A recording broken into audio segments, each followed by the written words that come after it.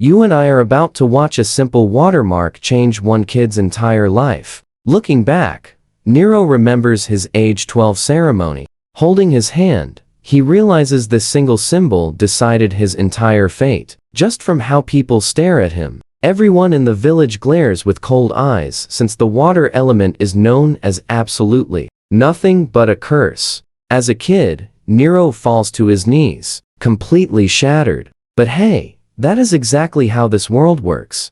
Everyone agrees his power is useless. Fast forward to today and Knight is screaming that Nero is officially banished from their hero party. The guy stands there screaming in his face, telling Nero to pack his bags and get out of their sight immediately. Now that Nero has finally turned 17, things were supposed to be so much better. Instead, he sits there processing that he is being kicked out of the famous Path of Glory party. Nero tries to fight back, asking why they are doing this after working together for a whole year. The Knight leader looks at him like an idiot. He asks if it is not totally obvious, telling Nero straight up his water power is useless. Another girl chimes in too, smirking that the only reason they even kept him around was to give them some water. But now that they have a magic water skin, the leader makes it extremely clear that Nero is no longer needed on the team. Nero tries to argue, stammering that magic items have limits, while he does not. But the leader just snaps and screams for him to shut up. He keeps going, shouting that Nero was never any help in a real battle anyway. The pure force of it sends Nero stumbling backward. Now pay attention here. The leader stands tall, saying it was not just his call, and asks Fia Serena if she agrees. The female member nods and says it is true. She tells Nero that his weak magic will only be a massive burden from here on out. While Fia Serena just closes her eyes and says, "This must be exactly what God wants to happen." The leader tosses a heavy coin bag at him, calling it severance pay, so Nero will not go crying later about how they treated him. The leader towers right over him, telling Nero to take the cash and just vanish from their sight for good. He points a hand toward the exit, making it totally clear that Nero needs to get out of this town too. And he does not stop. He threatens that if Nero is still hanging around later,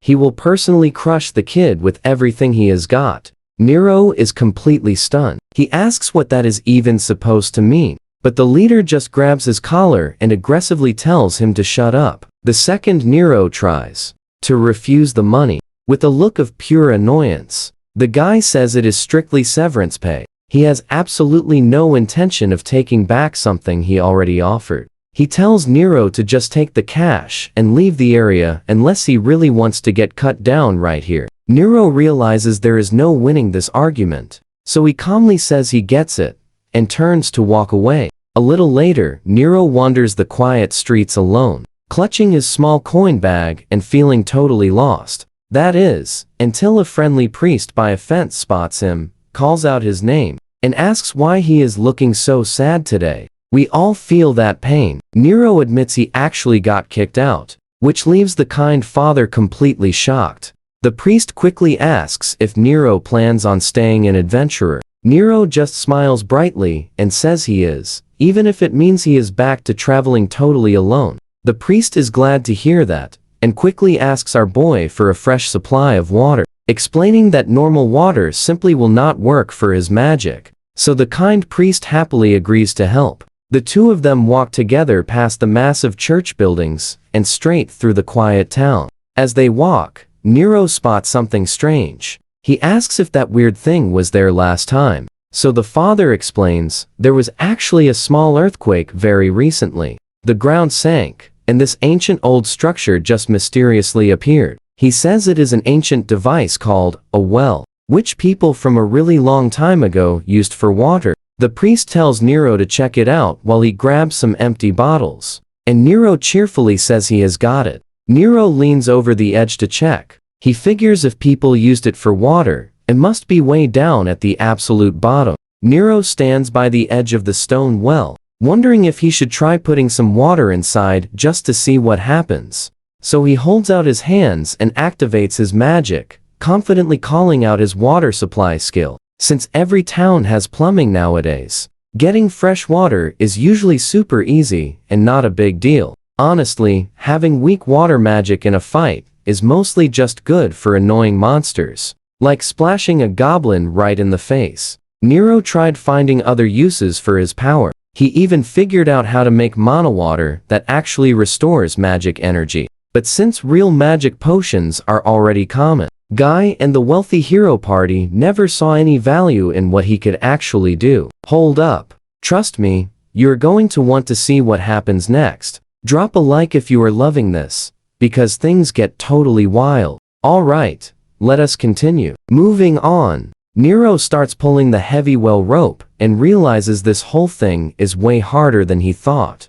Stick with me. We are watching a slipped rope drop a bucket straight into the darkness. A massive boom echoes from the bottom, making Nero jump back and quickly cover his ears. He leans over the edge to peek, realizing that wooden bucket slammed the bottom with some seriously insane force. Nero just stares at the well, completely stunned by how lightning fast that thing just plummeted. He tries processing that crazy impact, realizing the shock comes from one major fact. In this magic world, absolutely everyone believes that water does not have a single ounce of weight. It is basic common sense here that water is totally weightless. And since weightless things pack zero punch, water magic is basically treated like total trash in combat. It cannot burn through obstacles like fire, and it definitely cannot blast enemies away like heavy wind magic. Plus, it cannot even build solid defensive walls like earth magic. Watch closely here. While everyone mocks water magic, you and I see Nero wondering if water actually has real weight. He shakes the wild thought off, guessing the bucket itself is just incredibly heavy. So, he starts hauling the rope back up to find out the truth for himself. Once it reaches the top, the bucket is light as a feather, completely confirming his insane new theory. He peers back into the dark, realizing that massive pull was 100% the water's actual weight. His father strolls by and spots Nero just hanging near the well. He jokes that his boy really loves that spot, instantly grabbing our main character's hyped up attention. He shouts that he just made an epic discovery, leaving his dad totally confused. Nero gets right in his face, looking crazy intense as he drops the absolute bombshell that water actually has weight. His dad stands there super calm while Nero passionately rambles on about his theory. But the old man just laughs the whole thing off. He teases Nero for finally learning how to tell a good joke, making our boy panic a little bit. He insists he is being completely serious, and this is zero prank. To prove the wild claim, Nero begs his dad to pull the rope. The dad gives it a tug, and admits it actually takes some real muscle power. The old man does not miss a beat though, claiming it is probably just playful spirits pulling tricks, leaving Nero stuck listening to a boring lecture about spirits messing with river currents for fun. The dad assumes curious spirits gathered because the well is full. Nero just stands there, absolutely speechless. The rocky wasteland sits totally quiet and empty under the bright morning sky, and Nero stands there, replaying how society claims water is weightless and spirits just prank everyone. I know what you are thinking. The rules are fake. And our guy literally felt that heavy truth right in his own two hands. So he looks down, realizing that until today, he was just letting magic flow without truly feeling its force. He grips his staff tight, wondering what insane power unlocks if he focuses on that weight. As water swirls around him, he closes his eyes, pouring all his focus into that single concept. Suddenly, his eyes snap open with absolute confidence. He screams that he finally figured it out. Nero yells out his brand new spell, Water Jet. A massive, high-pressure blast fires forward, slamming a giant boulder so hard it moves, leaving him staring at the crater in pure shock.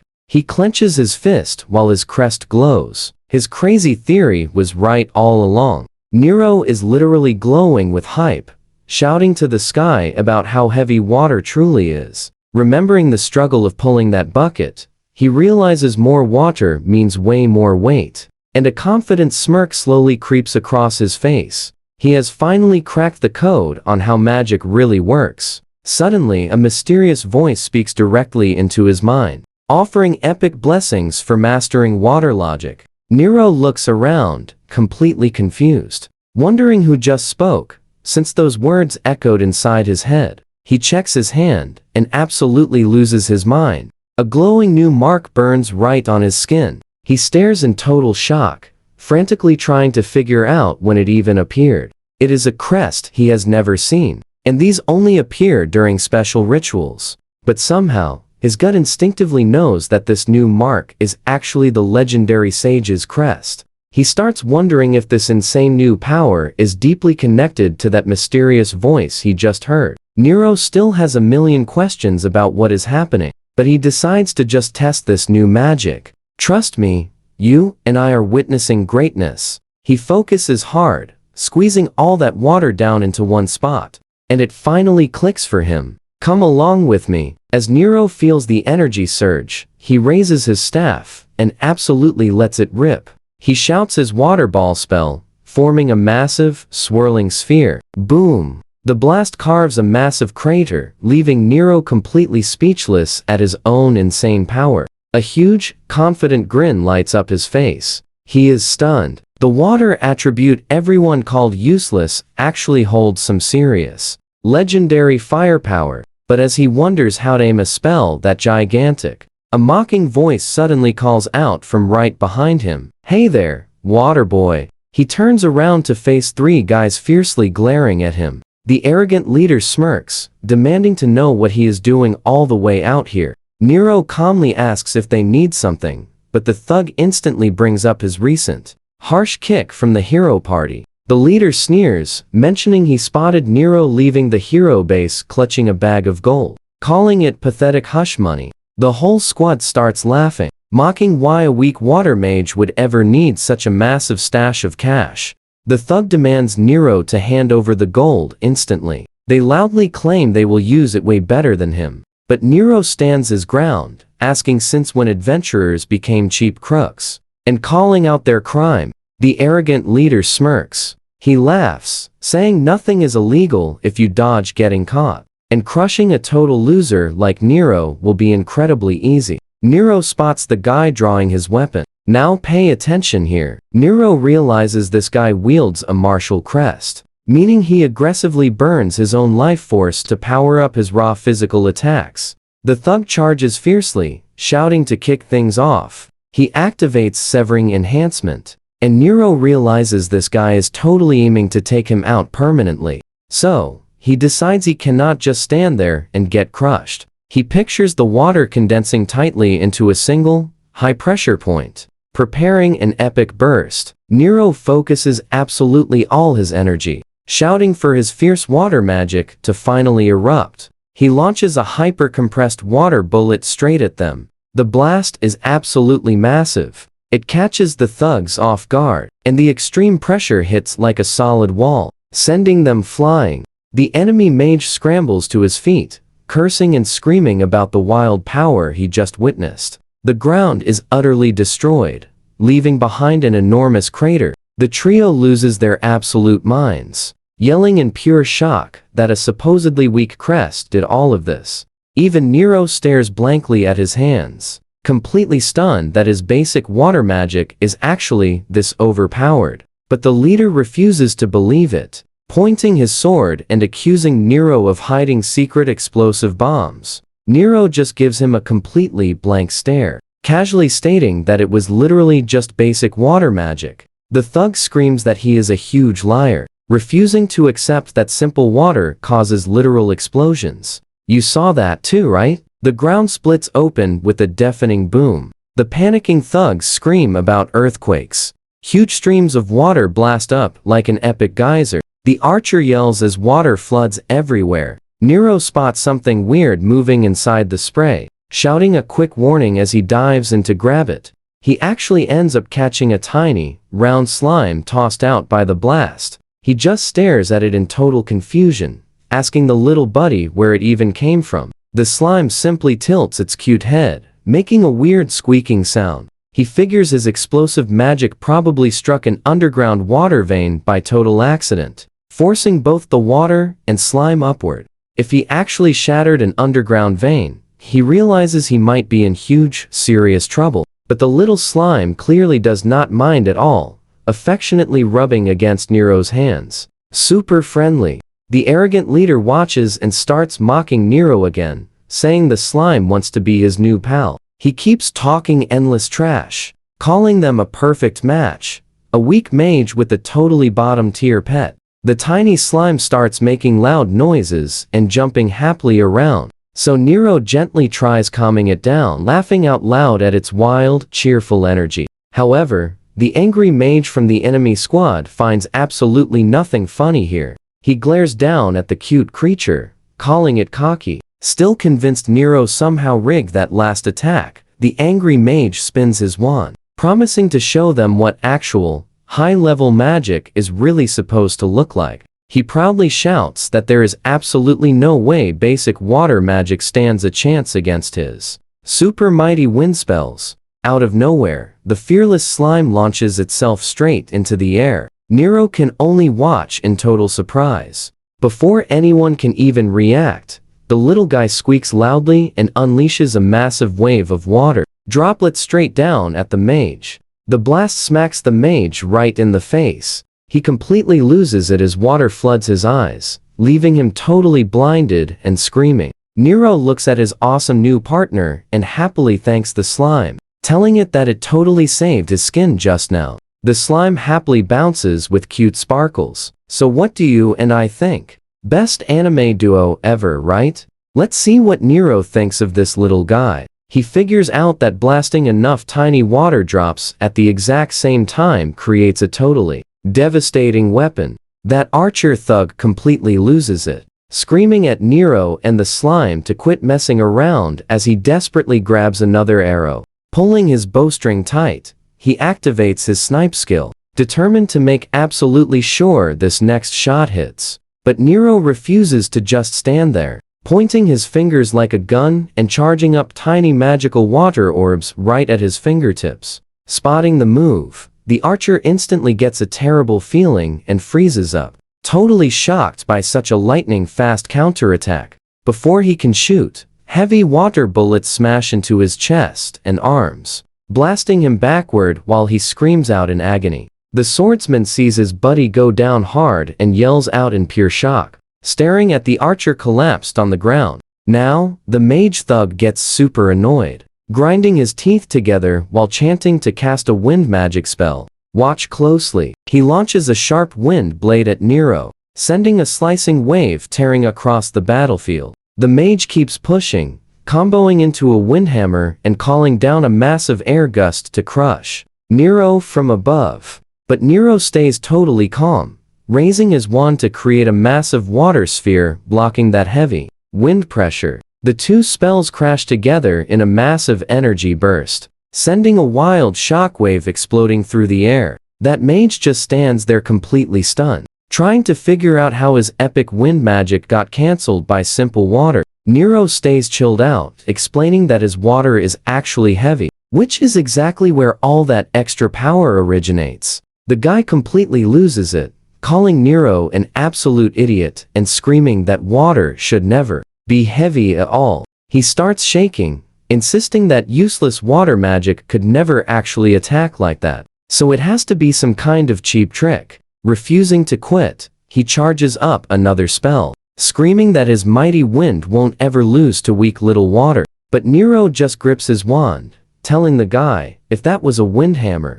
he has his own heavy version ready. He raises a giant water orb high up, calling out his water hammer spell and shaking the entire area. Then the whole massive thing crashes right onto the mage, who screams one last time before getting buried under the heavy water weight. The swordsman absolutely cannot believe his eyes, staring completely shocked while his friend lies face down in the dirt, totally finished. Nero stares down the last guy standing, letting him know he is alone now, and asks what his next move is. You and I both know he's doomed. The swordsman panics, groaning while reaching into his gear. Suddenly, a glowing magic circle appears as he yells for Nero to wait. He curses his terrible luck escaping. Nero just stands in the empty wasteland, realizing the coward used a teleportation scroll to completely bail out. He does not seem too stressed, deciding to just report the entire thing to the guild later. Then he turns, thanking the little slime for helping him win the fight. The happy slime just chirps right back, playfully rubbing itself against Nero's leg. Nero wonders if it is actually getting attached. Smiling, he kneels down and asks the friendly slime if it wants to join him on his journey. The slime immediately starts bouncing everywhere, making the most joyful noises. It is clearly super hyped, making Nero laugh as he says their meeting was probably pure destiny. Feeling amazing about his brand new friend, Nero gently rests his hand on the slime, asking what name it wants. He starts brainstorming funny ideas, suggesting Bruce, since it is blue, or maybe limes for a slime.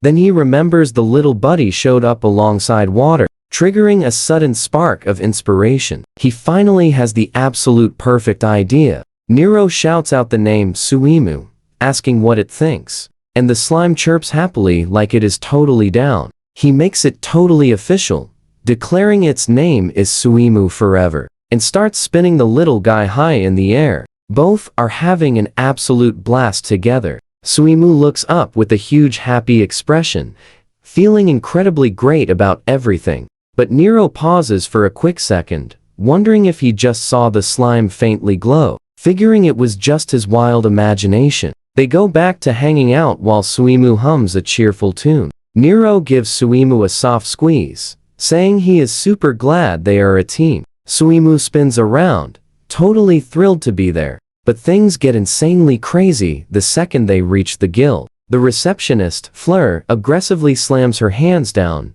yelling she heard Nero got attacked. She shakes him like crazy, panicking, repeatedly asking if he is okay. Meanwhile, Nero just frantically tries getting her to chill out completely. And that's where we leave it. Fleur gets a terrifying look, vowing to file a serious complaint against those fake registered adventurers. Let's jump into this. Nero nervously laughs, thanking her for the backup, while Suimu literally peeks over his shoulder to check out the commotion. Fleur finally spots the tiny blue guy and completely loses her mind, screaming because she cannot believe he's carrying a slime. Nero quickly explains he just found the little dude in the forest.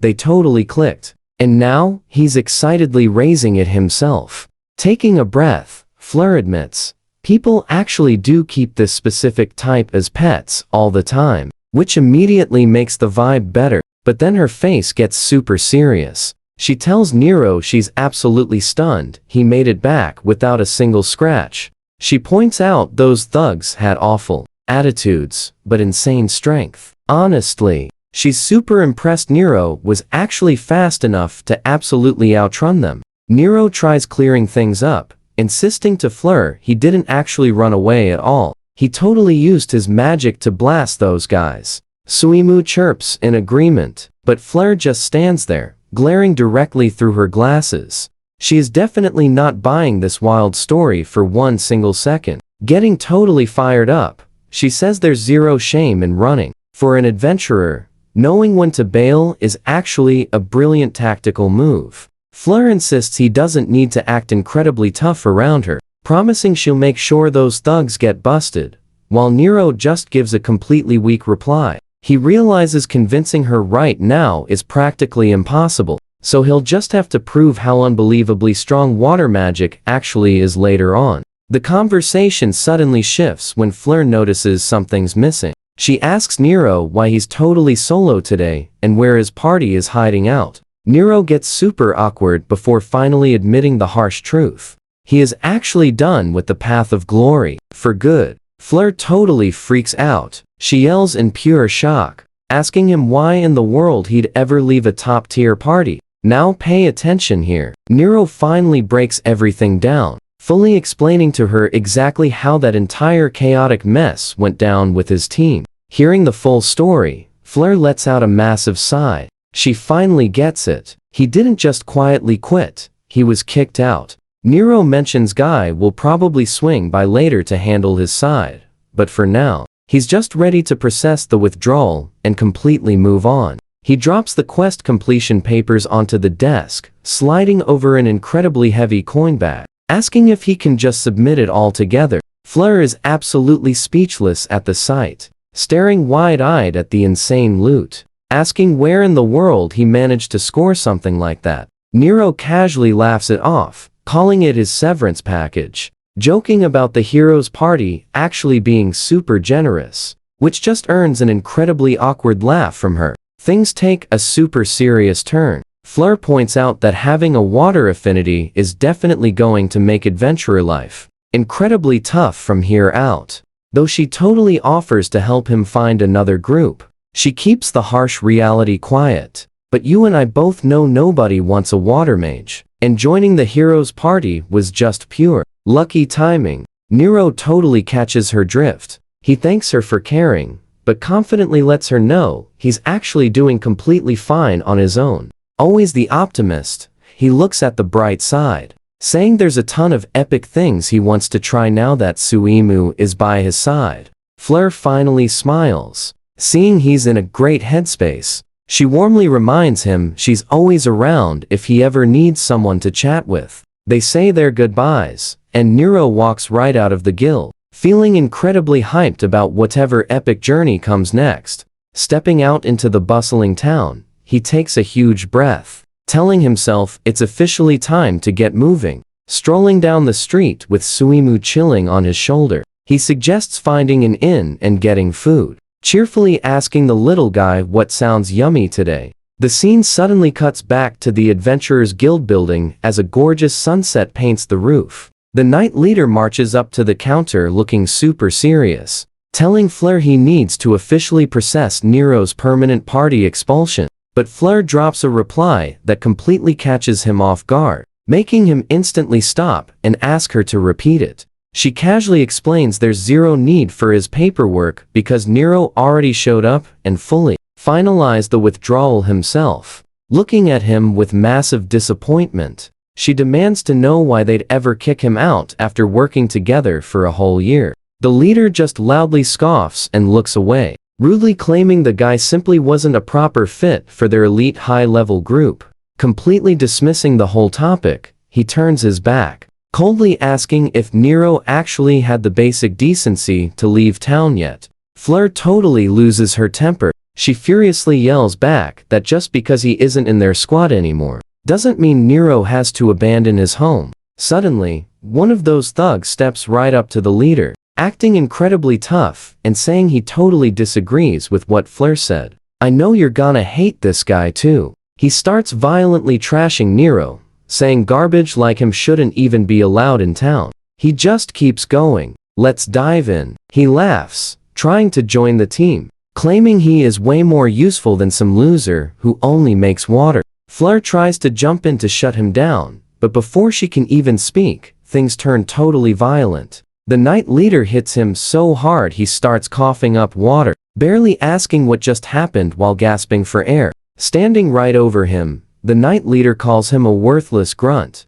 asking how he is useful if he cannot even dodge a basic weak punch. A younger guy from the party suddenly speaks up, saying the only people allowed to insult Nero are those who actually worked with him. He fiercely tells the thug that some random nobody has zero right to act like he knows anything about Nero's true worth. The knight leader looks absolutely furious, staring the guy down with a terrifying glare and flat out threatening to kill him. Covered in sweat and shaking, the thug tries saving face by telling the hero not to get cocky, but he's clearly terrified. The arrogant thug is shaking in his boots the moment a new voice cuts through. The woman from the party says she entirely agrees with him. She firmly warns the thug that if he says one more word, she will absolutely make him regret it. She aims her staff directly at him, dark energy swirling around it, and asks if he wants to explode, while Fleur's Serenity just stares him down with a terrifying blank look that completely breaks him. The thug starts screaming out apologies and bolts away as fast as he can. The rest of the party just stands watching him run, looking completely annoyed by the whole scene. Later on, out over the city, the knight leader cannot stop thinking about it. He wonders if the girl really did defend Nero, the guy they kicked out, but tells himself he is probably just seeing things. Now pay attention here. Deep inside the woods, Nero is testing his new power. He shouts his heavy water bullet command, and the intense pressure literally snaps massive trees. Nero looks down at his staff with a huge smile, feeling completely relieved. The new magic from yesterday is working absolutely perfectly, and he is clearly getting the hang of using it. But then Suimu starts acting up. The little slime starts jumping toward the brush, leaving Nero wondering what got her so incredibly excited. He follows her to a massive tree and asks if that is what she wants to eat.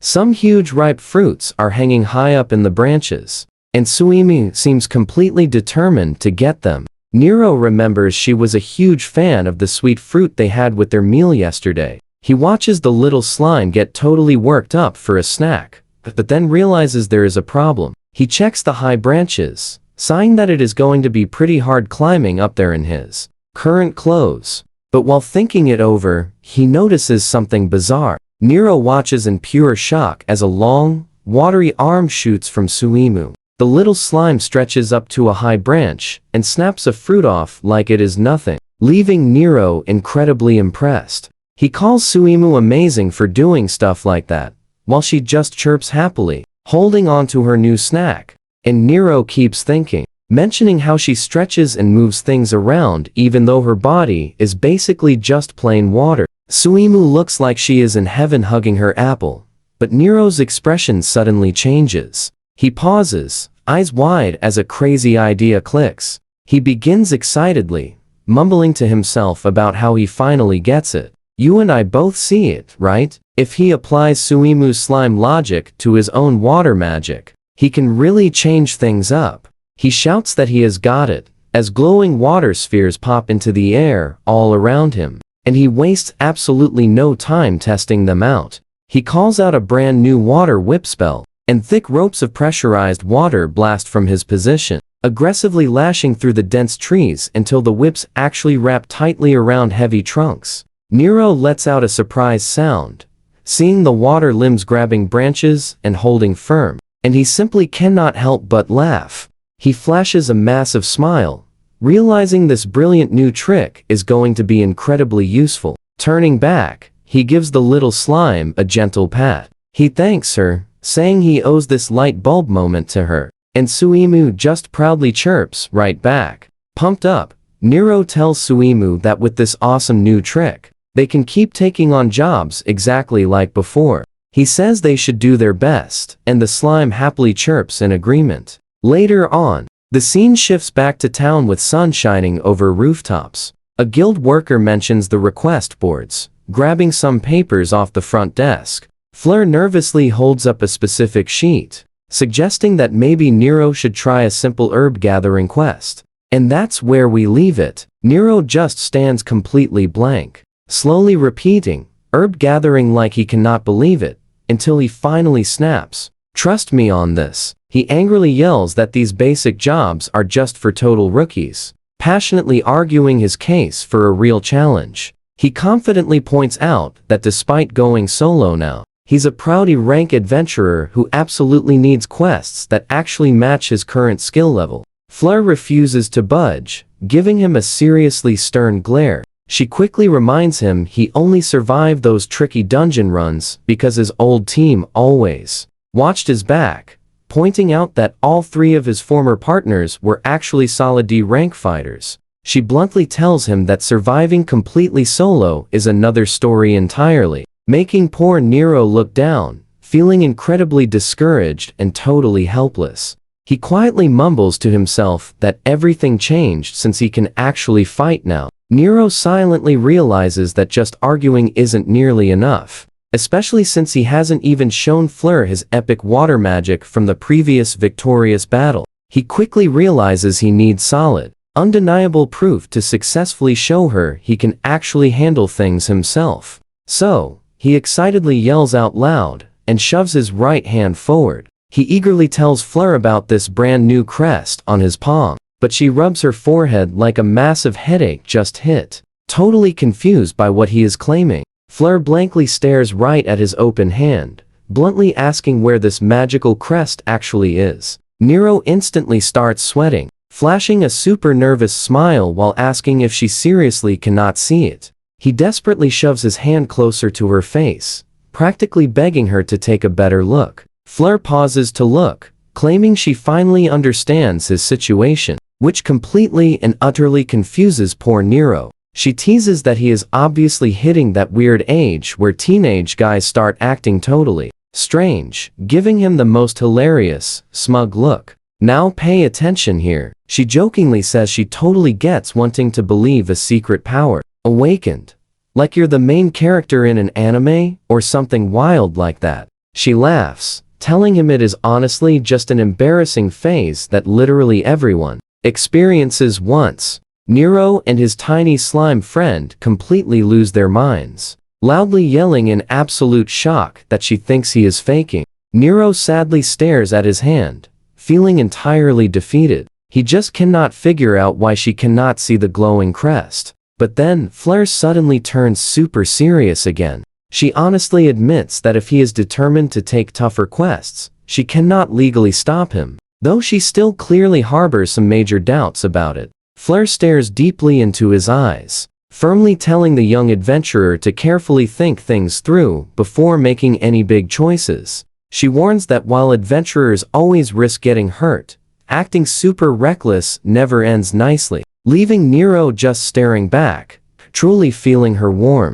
genuine concern as he softly whispers her name. He begins scanning the giant quest board, thinking about how his very first real battle only happened yesterday. He definitely knows he needs a solid quest fitting his current skill level. We all knew this. He finds a request, gathering 2,500 magical blue roses for one totally massive payout. The gold looks amazing, but he realizes filling that huge quota will definitely be way tougher than simply picking regular weeds. Since the E rank fits perfectly, and that forest totally lacks legendary boss monsters, he smartly figures it is the absolute best way to test his newfound combat abilities. Tearing the paper right off the board, he proudly tells Fleur he is taking this exact job. Looking super uneasy, Fleur immediately points out that even if the forest monsters aren't incredibly overpowered, there are still tons of tricky plants hiding inside those woods,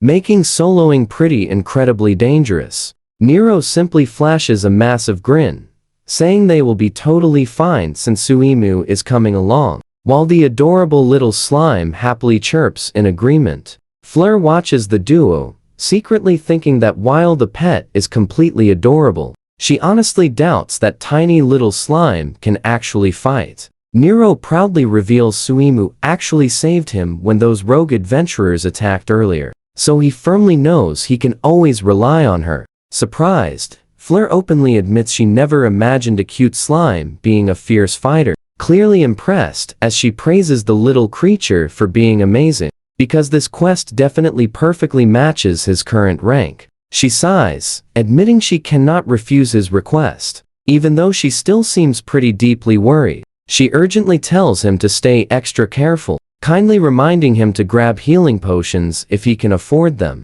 While Nero confidently waves goodbye, heading straight out, Fleur suddenly remembers something critical regarding the hero's party from yesterday. Trying to speak, but they are already completely gone. Out in the lively market, Nero happily asks Suimu if she wants to grab some quick food before heading straight into the wild forest. He playfully offers a juicy apple, warmly laughing about how much this adorable little slime genuinely loves eating fruit. He casually mentions needing healing potions from the church later, but suddenly that insanely arrogant knight leader from his former party appears out of nowhere, aggressively screaming his name out loud and stopping our guy totally dead in his tracks. Nero slowly turns, seeing Guy looking absolutely, completely annoyed. While Suimu happily keeps munching her juicy apple, Guy immediately starts aggressively yelling, demanding why Nero is still hanging around town after being told to get lost. But Nero simply ignores the nasty attitude, casually introducing Suimu to his toxic former teammates instead. And we stop here. Guy stands there looking perfectly serious, obnoxiously reminding everyone he is the group's hero. Let us jump straight into it. The rest all follow suit.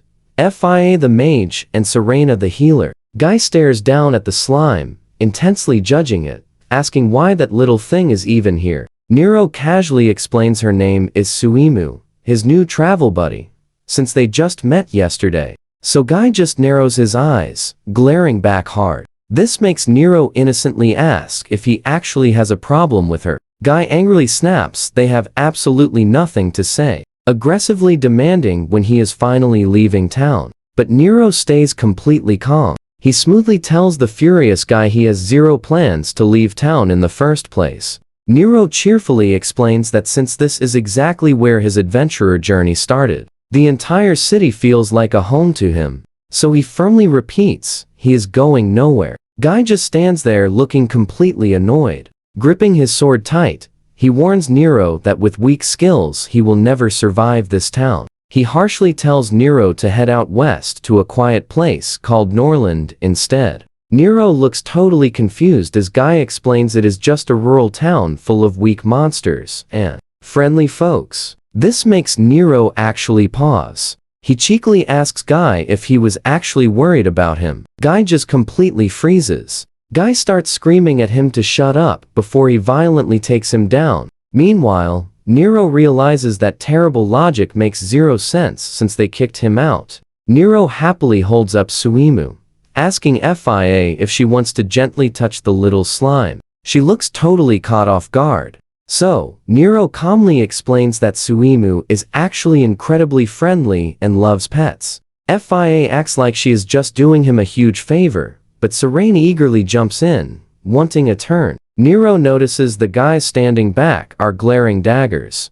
wondering if they are seriously jealous of a slime. Serena asks Nero where he is going next. He tells her he is heading straight to the church to get some pure healing magic infused into his water. Now watch closely. Serena asks for the water, so Nero shows her the bottles. She tells him to just keep holding them exactly like that. Serena calmly closes her eyes, using her magic right there on the spot, letting radiant power flow directly into those bottles. She tells him it is entirely set. Serena mentions Nero actually left magical water for her back at the hero house, saying this little gift is just her nice way of paying him back. Nero looks genuinely surprised by that. He honestly figured she would have simply thrown the water away instead of actually using it. The grumpy male party member loses his patience. He loudly yells at Nero to just accept the gift since Serena went through so much trouble. Nero smiles brightly, promising to treasure it.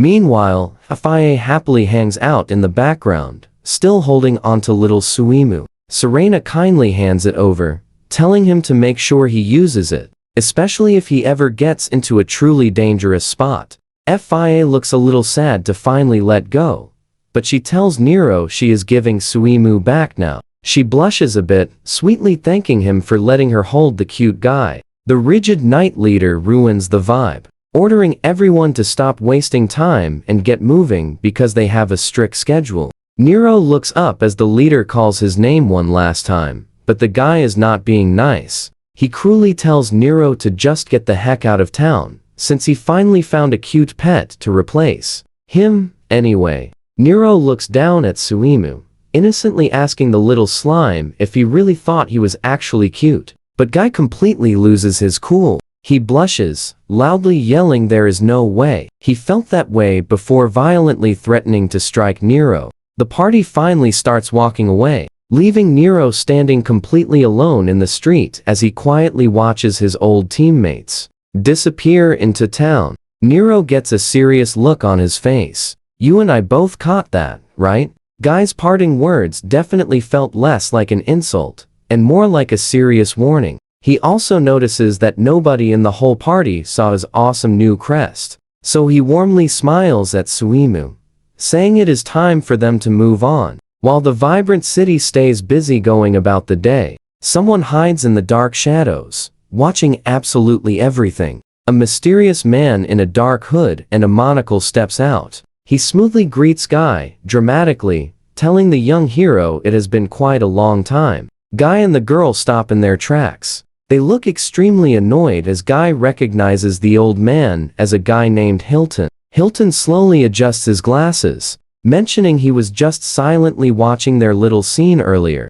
He comments on exactly how friendly Guy seemed with Nero, Guy just coldly glares at him with a thoroughly disgusted look. He tells the creepy old man that peeping on people is a nasty habit. Hilton casually watches Nero walk away, mentioning his master is rapidly losing his cool. He asks Guy what he is actually trying to pull here. He glares at the kid, smiling happily with his slime. Hilton simply cannot believe a piece of pure trash like him is still breathing, getting himself incredibly worked up. He firmly reminds Guy the master plan was to get rid of Nero, not whatever this is. Guy tells him not to get the wrong idea. They officially kicked Nero out of the party, making it very clear they are not friends. Hilton totally pauses, silently thinking about the word banished for a second. He dramatically messes with his shiny glasses, looking like he has Guy completely figured out. So what do we make of this? Nero's reputation will hit rock bottom,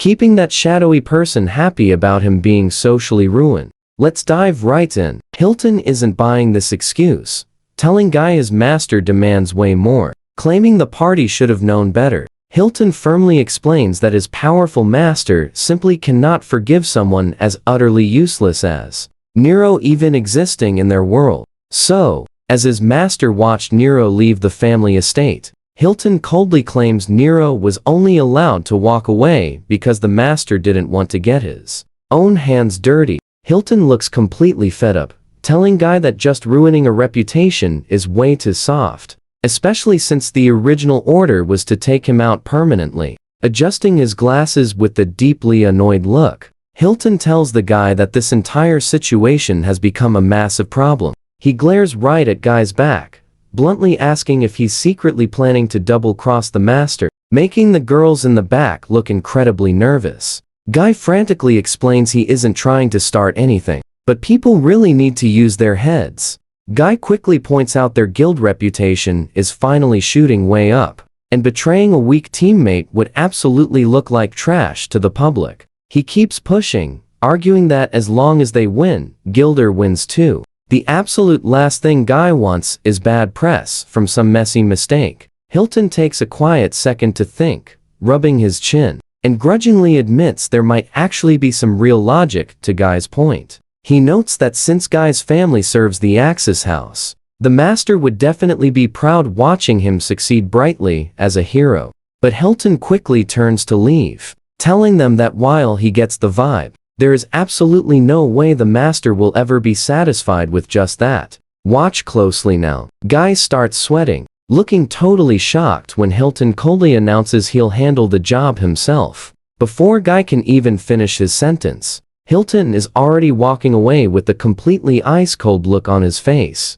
leaving Guy and the others desperately yelling for him to wait. The quiet forest is packed with thick trees and roses. Suddenly, weird tree monsters start popping from the grass, growling and making super creepy noises as they completely surround the area. Nero wastes zero time, shouting for his water gun magic. He sends high-pressure blasts ripping through the air, slamming right into the creepy creatures. Looking pumped as water splashes everywhere around him, he happily tells himself that was a really great start. But out of nowhere, thorny vines burst from the dirt at his feet, catching him totally off guard and forcing a jump back. He quickly fires off another water gun spell, blasting those vines away before they can grab him. But things are getting tricky. Nero pauses to think, realizing something crucial. Big trents are easy targets, but these hidden plant monsters blending into the woods are a nightmare. It's a huge problem. Heavy spells might destroy the precious blue roses he needs, and his simple water whip just isn't cutting through these thick vines. He knows cutting through them is the ultimate way to win. Suddenly, he stops, realizing a brilliant secret about how his own magic actually works. Nero deeply focuses on his spell's raw impact, realizing that even the small water shots or flexible whips still strike with some seriously heavy force behind them. Nero cleverly thinks about how water's weight stays exactly the same even when changing shape. Now here's the crazy part we've been waiting for. What if the water gets much thinner and sharper? Boom! A massive energy burst violently slices the forest as Nero tests this wild theory. Looking down in awe at his hand, he realizes he just invented an epic new spell, the Water Sword. Nero figures this blade is perfect for slicing plant monsters, while little Suimu happily chirps along in pure agreement. Crouching down to examine the flowers, he realizes combat is fine, but carrying thousands of delicate roses is the real problem. Nero seriously worries that gathering such a massive amount of flowers while constantly fighting off monsters will just be way too much exhausting work. But then, he suddenly notices the pile of roses he just picked has completely vanished. He absolutely loses his mind seeing Suimu's tiny body bulging out. The little guy just ate every single rose in the pile. Nero joyfully tells Suimu that storing things in his belly is incredibly amazing, making this whole harvest mission so much easier. Nero pumps up Suimu, saying that even though the work is super tough, they really have to give their all. He checks the system, count only 200 left. He notes that grabbing those blue roses will finally hit their epic goal. Suddenly, Nero yells in pure surprise. The ground beneath his feet violently shakes, and he simply can't believe his eyes, as a gigantic mound of earth starts swelling right up in the middle of the forest. Nero quickly jumps backward just as giant thorny vines explode right out of the dirt, and then, a terrifying, massive plant monster with rows of sharp teeth and weird tentacles fully reveals itself. Nero nervously admits, this thing looks like a seriously dangerous opponent. While Suimu chirps in panic, the beast immediately goes on the offensive, launching a thick, heavy, thorny vine directly at him. And that's where we leave it. Nero summons his water sword, drawing the sharp liquid blade just as the vine strikes. Let's dive in. He dodges midair as the heavy strike completely smashes the ground. Nero grinds his teeth. This monster is on a completely different level from anything he has fought before. He knows if he hits the ground at this insane speed, it is totally game over for him. Just in time, Suimu puffs up into a massive cushion to catch him. A surprisingly soft landing. Nero stares in total shock. He asks the little guy how he suddenly got so huge out of nowhere. He lets out a deep breath, thanking Suimu for saving his life. But then he notices something. His friend shrank way down, looking completely exhausted from burning all that extra energy just to help. The massive plant monster gives them zero break, though. It keeps moving, pushing the pressure hard. Nero grunts in pain, trying to find his footing and just clear his spinning head for a second. Looking up at the massive beast, he honestly wonders if he even stands a chance against it. But he clenches his fist tight. He is not that weak water mage who could not fight back anymore. Seeing how tiny Suimu looks right now, Nero realizes she drained all her energy, saving him. So, he knows he cannot keep relying on her powers. He has to find a way to stand tall himself. He remembers the goddess shaping water into a sharp blade. Can he do that too? Meanwhile, the giant plant monster fires even more sharp vines straight at him. Nero loudly calls out his new spell, Shield of the Water Guardian. A massive wall of water completely surrounds him. He feels so relieved that he actually figured the spell out right in time. Now watch closely. Looking through the water, he knows just playing defense will never work.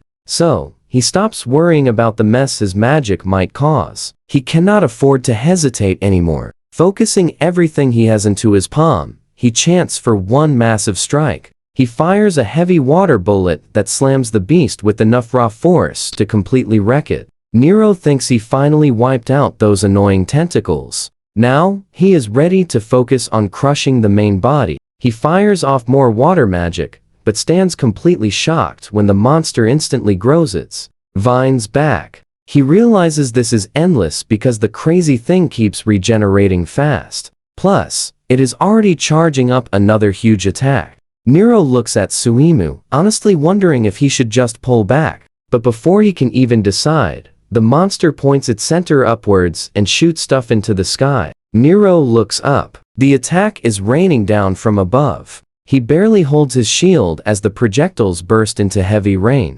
splashing all over his solid water barrier. He suddenly realizes the liquid is actually acid. Getting hit by that would be terrible news. You saw that too, right? He suddenly stops, noticing something completely strange about how the monster just moved. He honestly wonders what would happen in that specific case. A fresh trail of earth pops up while the angry monster tries attacking from a safe distance. Nero watches the ground with a confident smile. He asks the monster if it really thought it was the one cutting him off after he ran. But then, he yells that the creature has it completely backwards. He is actually the one who led the monster right here. With one quick move, he reaches his hand out, triggering a massive downpour of magic. He loudly calls out his own water magic, acid rain. The burning liquid pours down, completely soaking the giant plant. It starts to sizzle and melt. Nero thinks about how this was his first time altering how water works.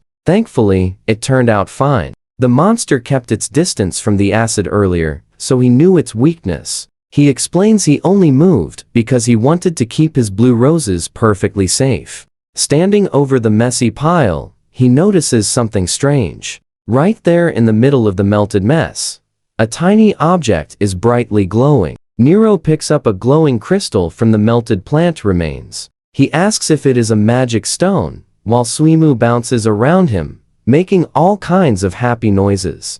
Nero looks at the little guy, realizing he needs to deal with his own nasty injury first. He says he really must thank Serena for the gear, pouring the healing liquid right onto his leg. Suimu happily hops around in the background, squeaking loudly, while Nero finishes up. He looks over, noticing Suimu has gotten way smaller than before. He genuinely asks if he is okay. The little slime chirps excitedly. Nero asks if he wants this water of life. But Suimu just starts vibrating and wildly shaking his head around like crazy instead. Nero watches him closely, trying to figure out his actions, until he realizes the little guy is thirsty. He asks if he wants a drink, happily cupping his hands and filling them with water. Suimu dives right in, drinking it all up as fast as possible. Soon, he is completely sparkling, and totally back to his energetic old self. He lets out a happy squeal, and Nero just smiles.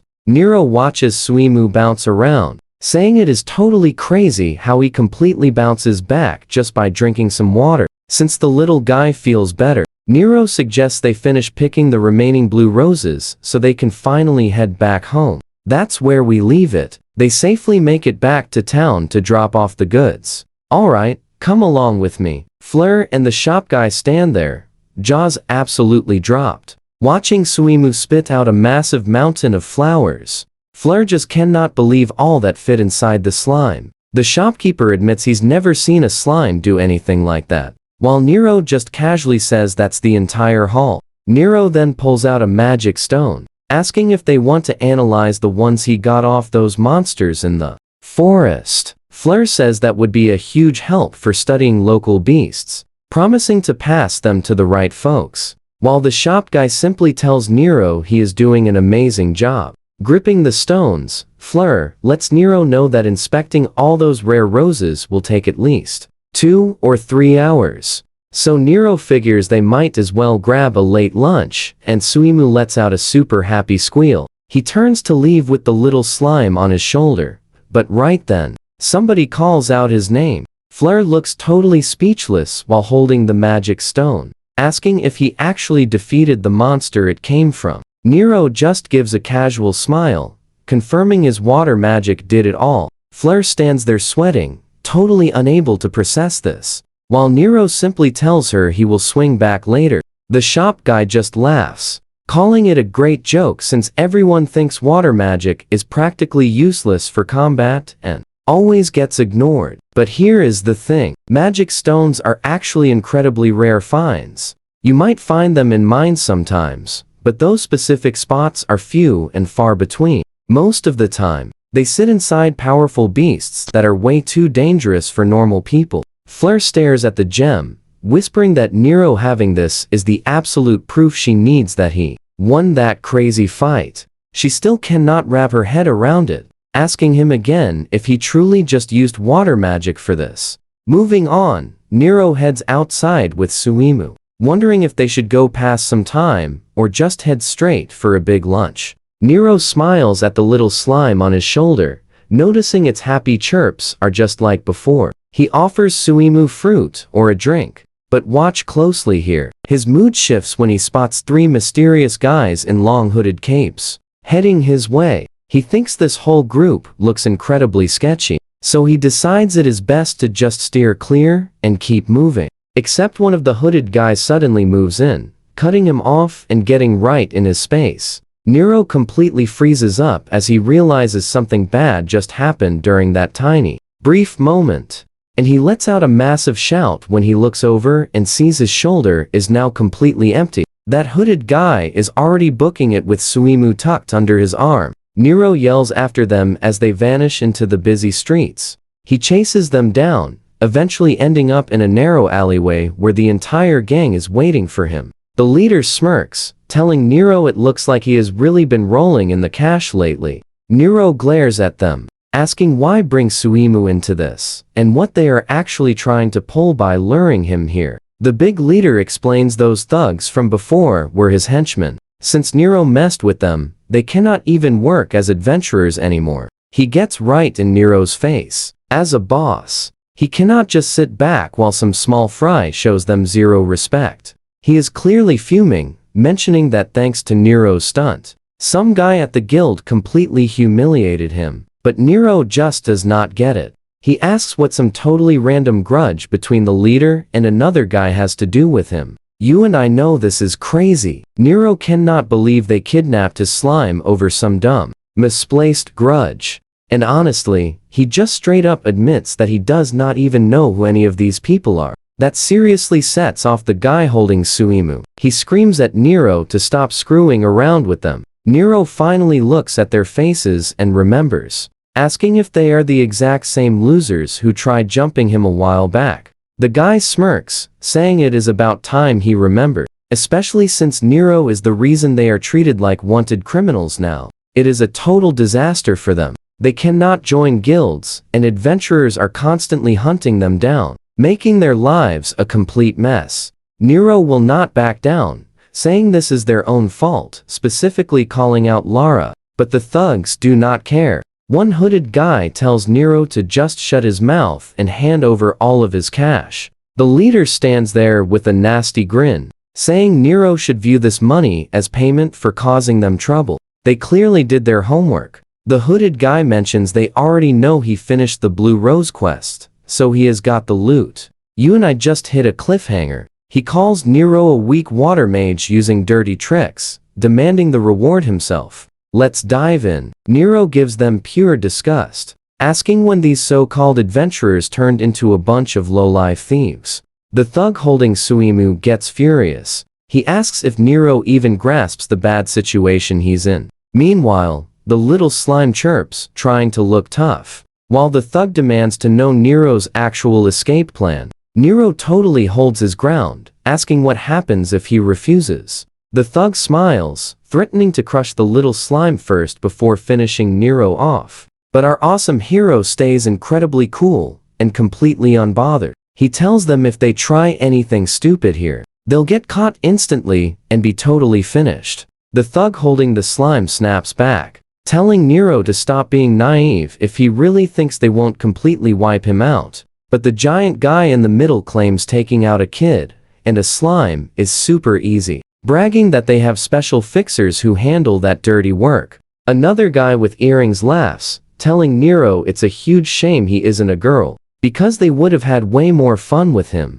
The leader demands his final answer: either pay up now or face elimination. Watch this closely. Nero looks down, saying fine, like he's giving in, but it's a brilliant trap. Nero suddenly chucks a handful of coins right into the leader's face, and the guy completely loses his mind from the intense pain. Yelling out his move, Nero instantly starts his epic counterattack, whipping out some awesome water magic to grab his little friend back. The thug is totally blinded and helpless. The water whip wraps around Suimu, yanking the little guy free and making him squeak with absolute joy. Nero safely catches him, warmly saying, "Welcome back." But the rest of the gang is completely losing their tempers. The earring guy gets super angry, loudly complaining that Nero is just using more weird tricks to easily outsmart them. They all rush in at once, launching a wind blade and a triple arrow shot, trying to take Nero out for good.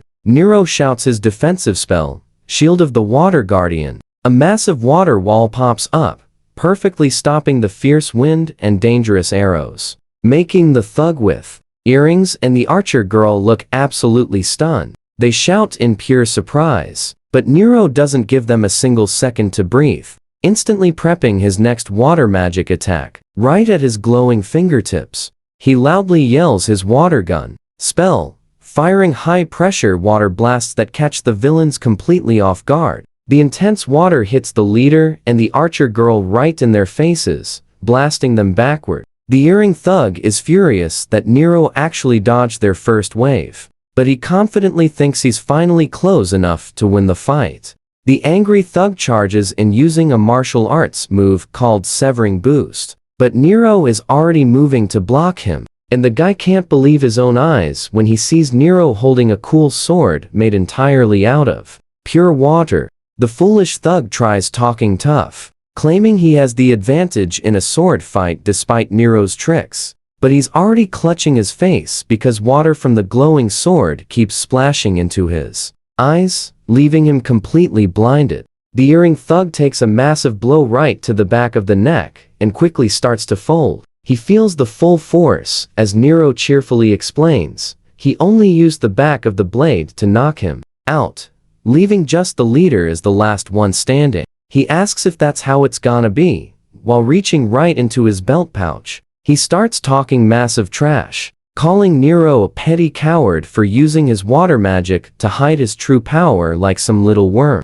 Nero doesn't let the harsh insults bother him at all. He simply points out the other two guys are finished, cheerfully suggesting the big leader should just give up. But the giant guy just laughs, declaring he has some really bad news for him. You know, something crazy is coming. The leader pulls a massive spear, bragging his whole crew couldn't beat him at once. Nero is totally caught off guard, wondering if that giant weapon was in a magic bag. He starts worrying as the thug reveals his magical crest is actually the spear. He boldly grins, promising to show off real skill as the weapon brightly glows. He leaps incredibly high, activating an intense martial art called Rui Spear, diving straight down right at Nero's unprotected head. Nero yells out as the sudden intense attack flies his way, quickly pulling Suimu close to keep him safe from the massive blast. The leader firmly stands his ground, explaining that while a spear normally gives a great reach advantage,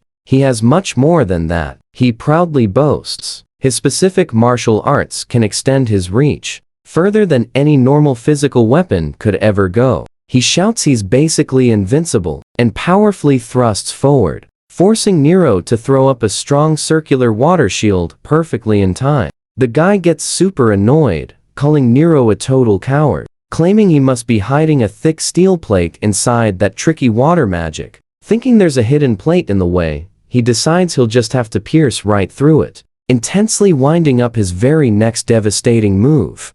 He shouts out his spiral lance technique, the giant spear spinning with truly insane power. The drilling spear fiercely slams into the water shield. Nero can really feel the immense pressure of the heavy hit, loudly grunting in serious pain, seeing deep scratches starting to show on his hand as the attack's force dangerously begins to break through. The leader grins, calling the shield tough. Trust me, and I need to see if Nero survives this completely wild spear attack. Come along with me for this epic showdown. Nero worries his water shield cannot handle the intense power of that spear much longer, desperately needing a solid counterattack.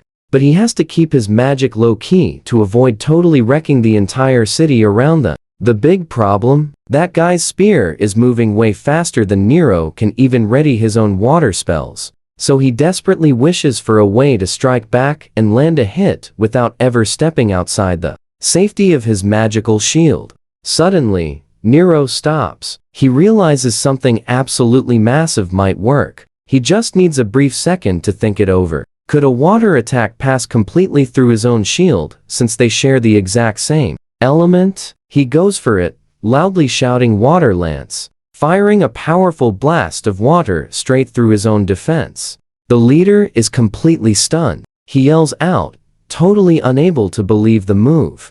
He furiously calls Nero a massive coward for hiding a trick like that up his sleeve. But the villain does not just stop right there. He jumps right back into the clash, shouting continuous strike and raining down a non-stop flurry of fierce stabs. The boss keeps up his relentless assault, screaming his water magic is the absolute real deal. He fires off his continuous spear crash attack, loudly bragging about how Nero has been annoying him for way too long now. He claims that weak magic will never work on a powerful spear crest holder like him. But Nero just stays totally calm, chanting his own water magic to completely flip the script on this guy. Now watch closely. He calls out Water Whip, sending massive coils snaking entirely around the leader until he is perfectly surrounded. The guy is completely caught off guard. Sweating, he stares at the water circling him, wondering what is happening while desperately trying to figure out Nero's sudden new strategy.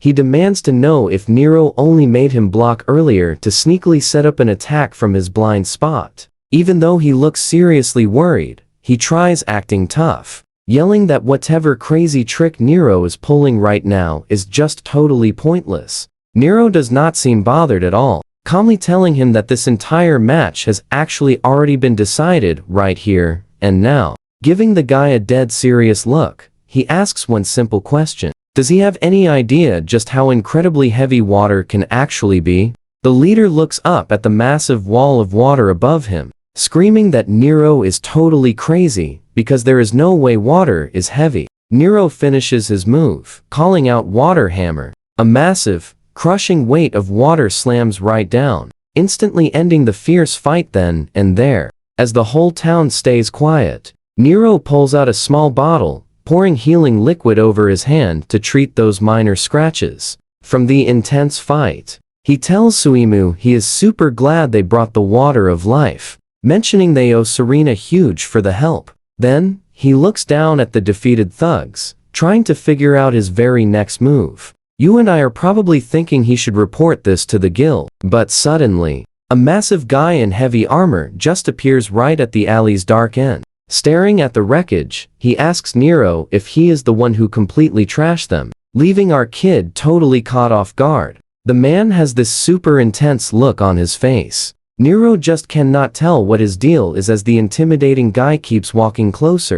Sounding pretty impatient, he strongly demands that Nero give him a straight answer right now. Nero starts backing away until he hits the brick wall. Getting really suspicious, he asks if this giant is actually one of the thug's friends. Grabbing Suimu to keep him safe, he warns the guy, if he is with them, he is not touching the slime or getting a single cent. But honestly, the huge armored man just looks completely confused. He repeats the bit about money and attacking anyone, looking like he has absolutely no clue what Nero is talking about. The huge armored man crouches down, asking if he is right about those thugs, shaking Nero down. Nero admits it is true. The man then mentions the guild already has active warrants out for the trio. He also heard rumors about someone secretly helping them from the background, which suddenly reminds Nero of something. Nero mentions the spear guy said something about exactly that. The armored man just nods like it all makes perfect sense now.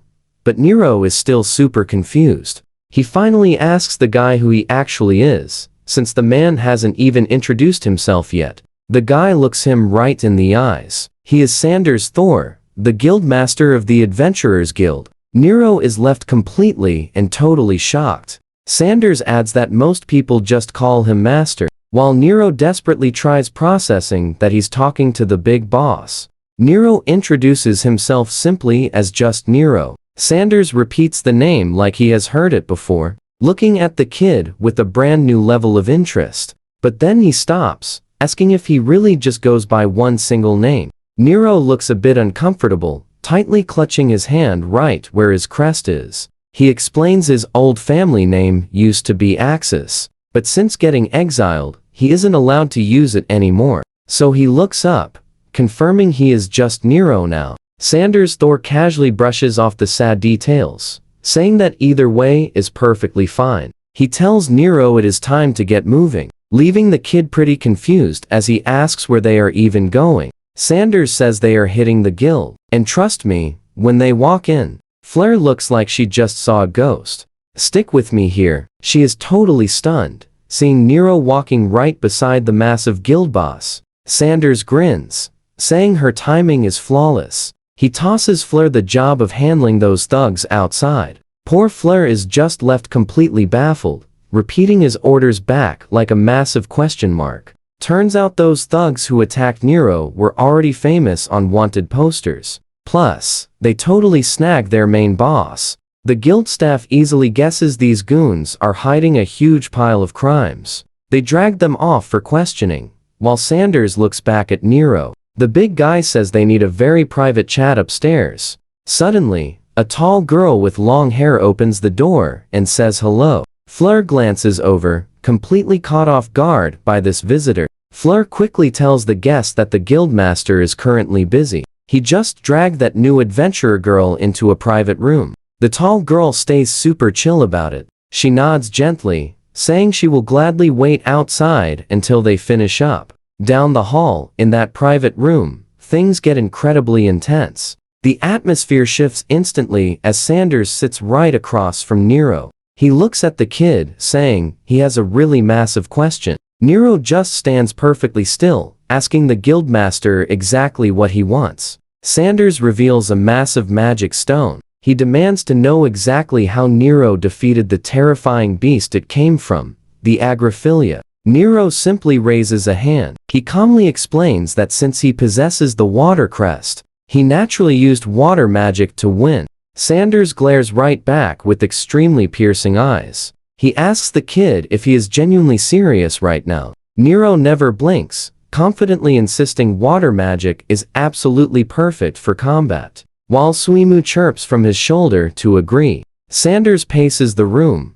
turning his back. Now pay attention here. He tells the kid this wild story is entirely unbelievable. He argues everyone knows water magic lacks real power in combat. But Nero instantly interrupts him, confidently telling the massive guildmaster there is a huge secret he is completely missing. He looks the boss right in the eyes, casually explaining that water is surprisingly heavy. This absurd statement makes Sanders freeze completely. He repeats the words slowly, treating them like the most ridiculous joke imaginable, while Nero quickly starts getting an awful feeling about this reaction. Suddenly, Sanders leans all the way back and absolutely loses his mind. His booming laughter echoes through the whole office. Nero just stands there feeling incredibly awkward, watching the massive guy literally wipe away a joyful tear from his eye. He tells Nero that bizarre concept is a huge surprise. Honestly, he admits, it is the absolute funniest thing he has heard in ages. Nero refuses to back down though, firmly telling him this is no joke. He insists his crazy claim is the undeniable truth. Instantly, Sanders gets a sharp look and stops laughing completely. He intensely questions if the kid is being genuine. There is absolutely no way he will believe a tale that wild without proof. He bluntly tells Nero that if those words are genuinely true, simply talking about it definitely will not be enough. You saw this coming, right? He says Nero must prove it with pure force, pointing a thumb at his massive chest with a wild grin. He demands that if Nero wants respect, he must step up and fight him immediately. This insane challenge leaves the poor kid totally stunned and completely caught off guard. The kid just stands frozen with his jaw dropped, utterly shocked that he actually has to duel the master. They head directly into the guild's underground training ground. It is an enormous stone arena built for epic battles. Sanders casually explains the entire area is covered in powerful protective magic. He assures Nero, these safety barriers are tough. Minor attacks won't even trigger them. Because of this, he hypes the kid up, demanding he go absolutely all out since he is not going to get destroyed anyway. Nero just stands there swaying, incredibly stressed out. But Sanders is not finished talking. Flexing his gear, he proudly brags about possessing the crest of the fist and the lightning crest. He confidently calls himself a rare dual wielder. Flashing a wild grin, he firmly warns Nero to keep that crucial fact in mind before starting. In this crazy world of crests, any warrior holding multiple marks becomes a legendary dual attribute user. Finding a warrior mixing magic and martial crests is basically a myth. These elite fighters are called hybrids. They are famous for unleashing devastating combo moves that crush absolutely anything in sight. Nero frantically takes a second to fully process that he is actually facing a real hybrid. He nervously wonders what kind of insane fighting style he is about to face. Suddenly, pure panic hits. He realizes he still has zero clue what his own sage's crest really does. While Nero is mentally freaking out, Sanders loudly explains the simple match rules. The ultimate victory goes to whoever manages to stay standing up. The brawl instantly ends once someone cannot move, or gets blasted entirely out of the arena bounds. Sanders casually extends his hand, kindly offering Nero the first strike just because the kid is relying entirely on basic magic types. Meanwhile, high up in the stands, a random guy loudly asks if Nero is genuinely just a weak water mage. The arrogant crowd starts throwing massive trash talk, swearing the fight will end instantly and claiming this whole duel is completely pointless to watch anyway. Trust me, we're about to see fireworks. Nearby, Suimu chirps wildly to cheer Nero on. Come along with me. Nero scans the crowd, spotting Layla watching him. He realizes fighting the guildmaster is actually the perfect chance to prove to absolutely everyone just how incredibly powerful his water magic really is. Getting completely serious, he yells out that he is totally done holding back, firing off his epic hydro jet spell. This instantly sends a massive, explosive blast of heavy water screaming straight across the entire arena directly toward Sanders. Completely caught off guard by the sheer power behind it, Sanders grunts hard as he desperately tries to block the hit. But the wild force is so incredibly strong, it starts pushing the giant guy backward across the stone floor. While he shouts in surprise, grunting loudly, Sanders forcefully swings his heavy arm,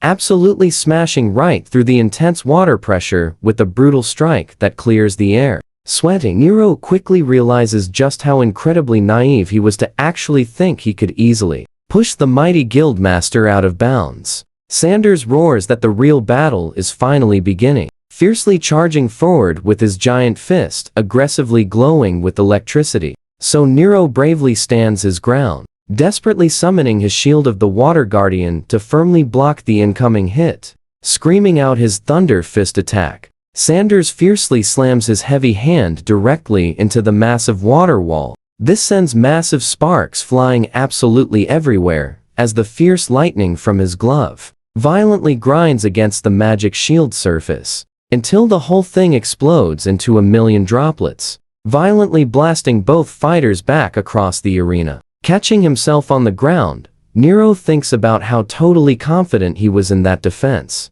He can hardly believe it got completely wrecked in one hit. Sanders just stands there, staring at his huge hand, feeling something wrong. Now pay close attention. Nero sees him hesitate and realizes this is our golden opportunity to launch a massive attack while the big guy is distracted.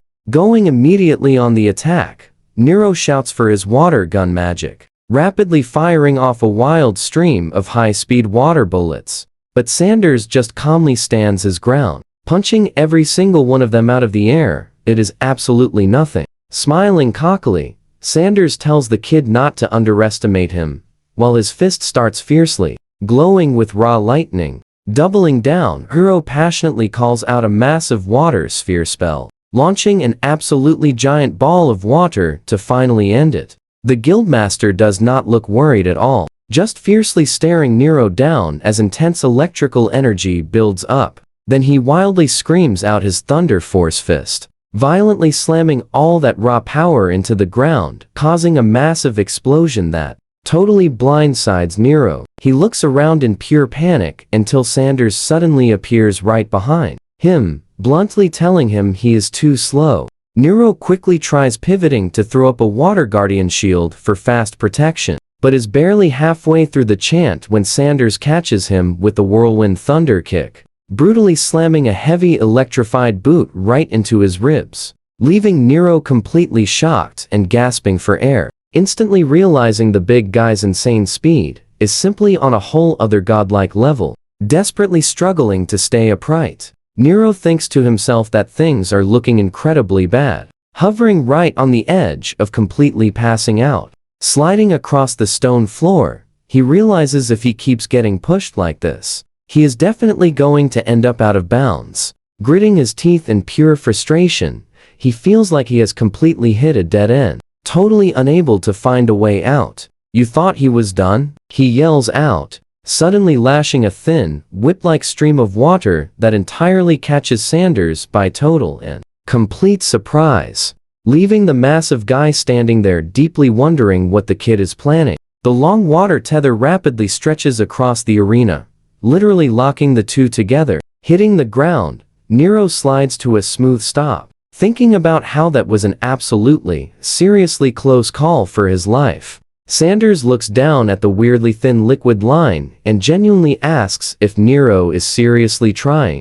to claim that this thin stuff is water too. Looking him directly in the eye, Nero proudly confirms it, shouting he still has plenty of epic moves left inside him. Intently watching the kid, Sanders realizes he was totally holding back, because Nero is actually wildly different from all the other guys who challenged him before. Running on absolute fumes, Nero firmly tells himself that if he holds back now, his precious water magic will simply never get any real respect. If that happens, nothing ever changes. Pulling himself completely together, he fiercely shouts out that he is absolutely not hesitating for a second anymore. Sanders stands there, totally stunned, letting out a grunt as he realizes the kid has somehow found a second win. Looking at Nero, he points out that the fiery look in his eyes has just completely changed. Never backing off, Sanders drops into a super low stance, promising to match that intense energy,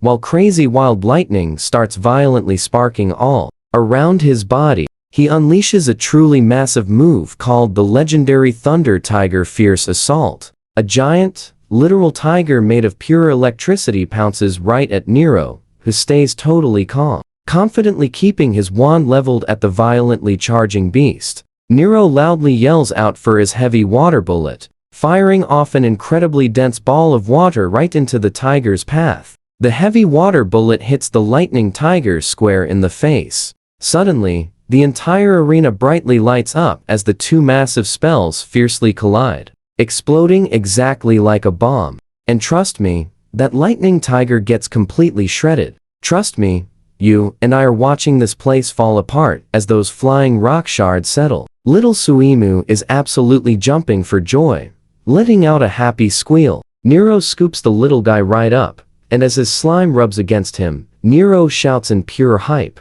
Everyone in the crowd starts losing their minds, and one guy screams that he cannot believe Nero actually beat the master. People start whispering about how Nero supposedly only had weak water magic, and they are completely shocked he won. Suddenly, Sanders starts shouting that he lost, which makes Nero jump back a bit. Sanders just sits against that busted wall, looking completely worn out as he sighs. He tells Nero he never expected to get beaten down like that, asking what that insane water magic even was. Sanders rubs his neck, admitting that if he had not used a shield, anyone else would have been totally wiped out. Sanders looks really beat up from their epic fight, so Nero quickly apologizes for going so hard, but Sanders just laughs it off, tossing over a potion bottle and calling it a fair match. He mentions it is totally crazy he had to use the healing potion on himself when he actually brought it for Nero, so Nero looks at him super nervously, finally asking the big question: did his magic actually pass the test? Sanders just flashes a huge confident grin, telling the kid that he definitely passed. Now, you are going to want to hear this. Sanders admits it was over the second he saw that spell, because that water magic makes absolutely zero sense. And then the master asks what rank Nero is currently sitting at. Nero nervously explains, he is just an E rank right now. Without missing a beat, Sanders declares that starting today, he is officially a D rank. Nero just stands there looking totally shell-shocked, because he cannot even wrap his head around it. So he awkwardly asks Sanders if he is truly sure about promoting him. Sanders just brushes it off, laughing that it does not matter since Nero chased off a monster and literally beat the guildmaster himself.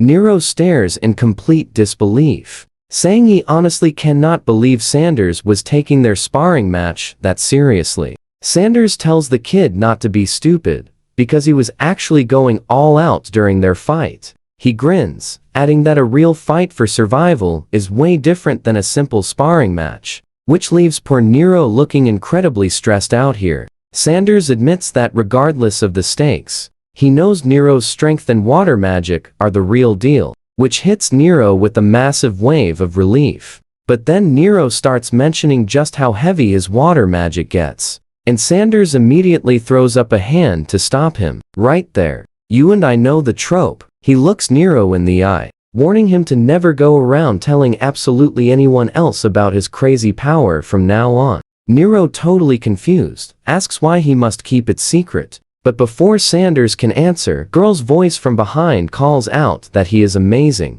Nero just stands there, looking entirely confused by the sudden sweet compliment.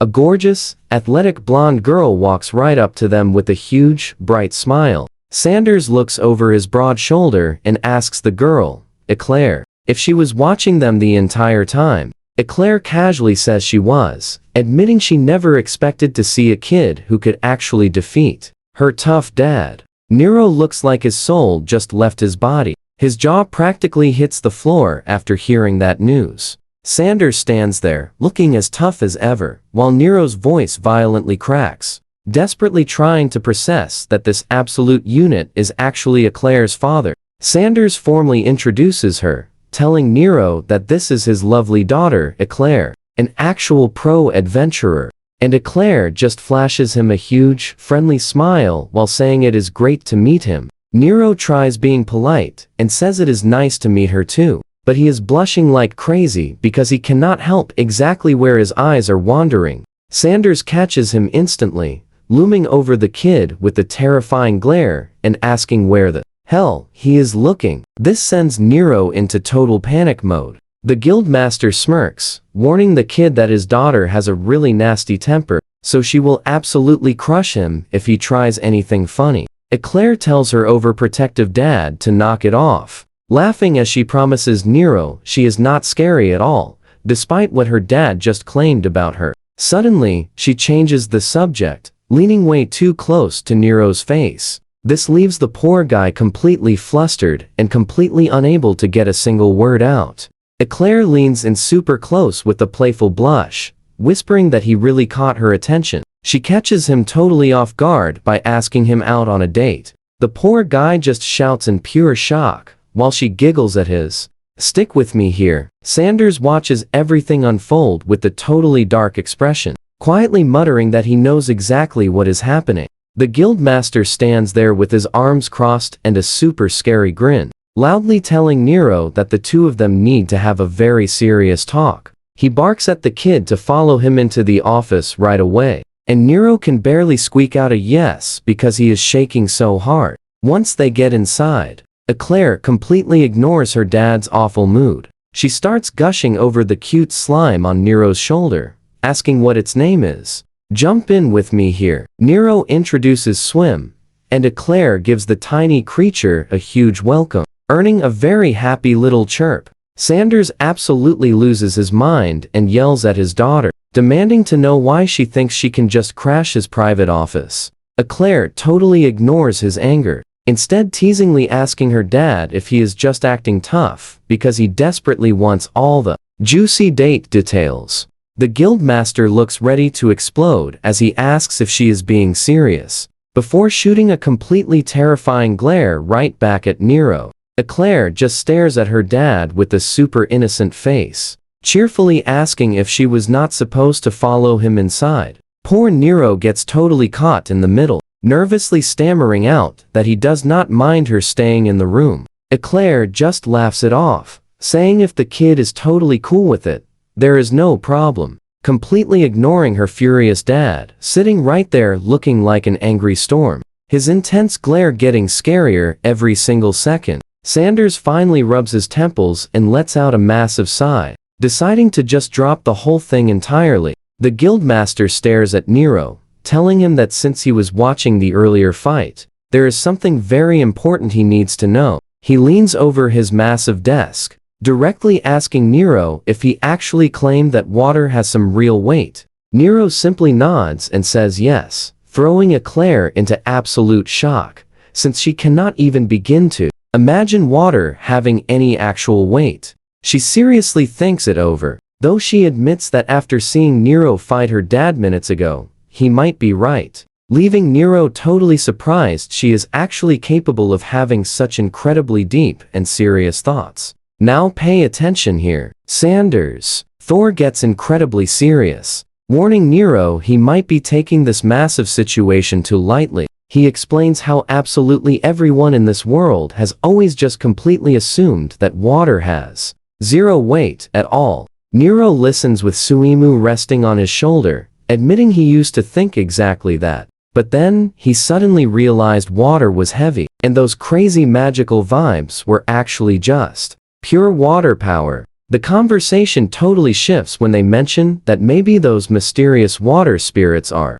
just pulling a silly prank, which leads Eclair to wonder out loud if those spirits are actually teaming up to help Nero out. Sanders shuts that idea down fast, explaining a basic Water-Crest cannot do that because spirit users are another level. While Nero completely agrees, he quietly keeps it secret that his new mark is actually the legendary Sage Crest. The Guildmaster continues, saying the normal belief is that spirits cause all weird water magic, explaining that the church strictly teaches this exact idea to absolutely everyone from a very young age. Sanders explains the real problem is how Nero's crazy discovery completely shatters everything society has ever believed.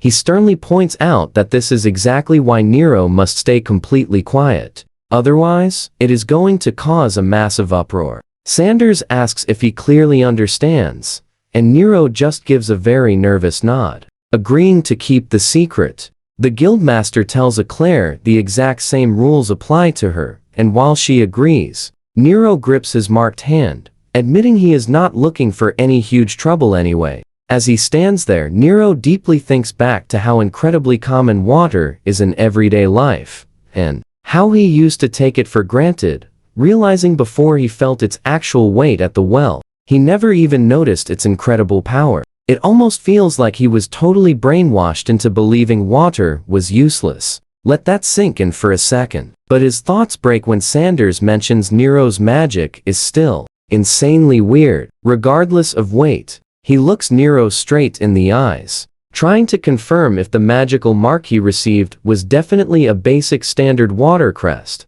Nero nervously stammers, trying to explain, while Eclair just tilts her head, cheerfully asking if he means the Guildmaster is wrong about him. Nero admits he totally does not get it either, explaining that a completely different mysterious crest just magically appeared on his hand. Eclair leans in super close and grabs his arm to check, but she is completely confused, because she cannot see anything there. Nero awkwardly explains that it seems the strange mark is simply invisible to others, which makes Sanders stare him down, repeating the word invisible like he cannot believe it, before suddenly dashing in close and catching them both totally off guard. Sanders gets right up in his face, intensely asking if there is any chance this hidden mark is a black crest, but Nero quickly shoots that wild idea down, telling him it is definitely not black and actually glows pale blue. Sanders finally calms down to confirm he heard that right,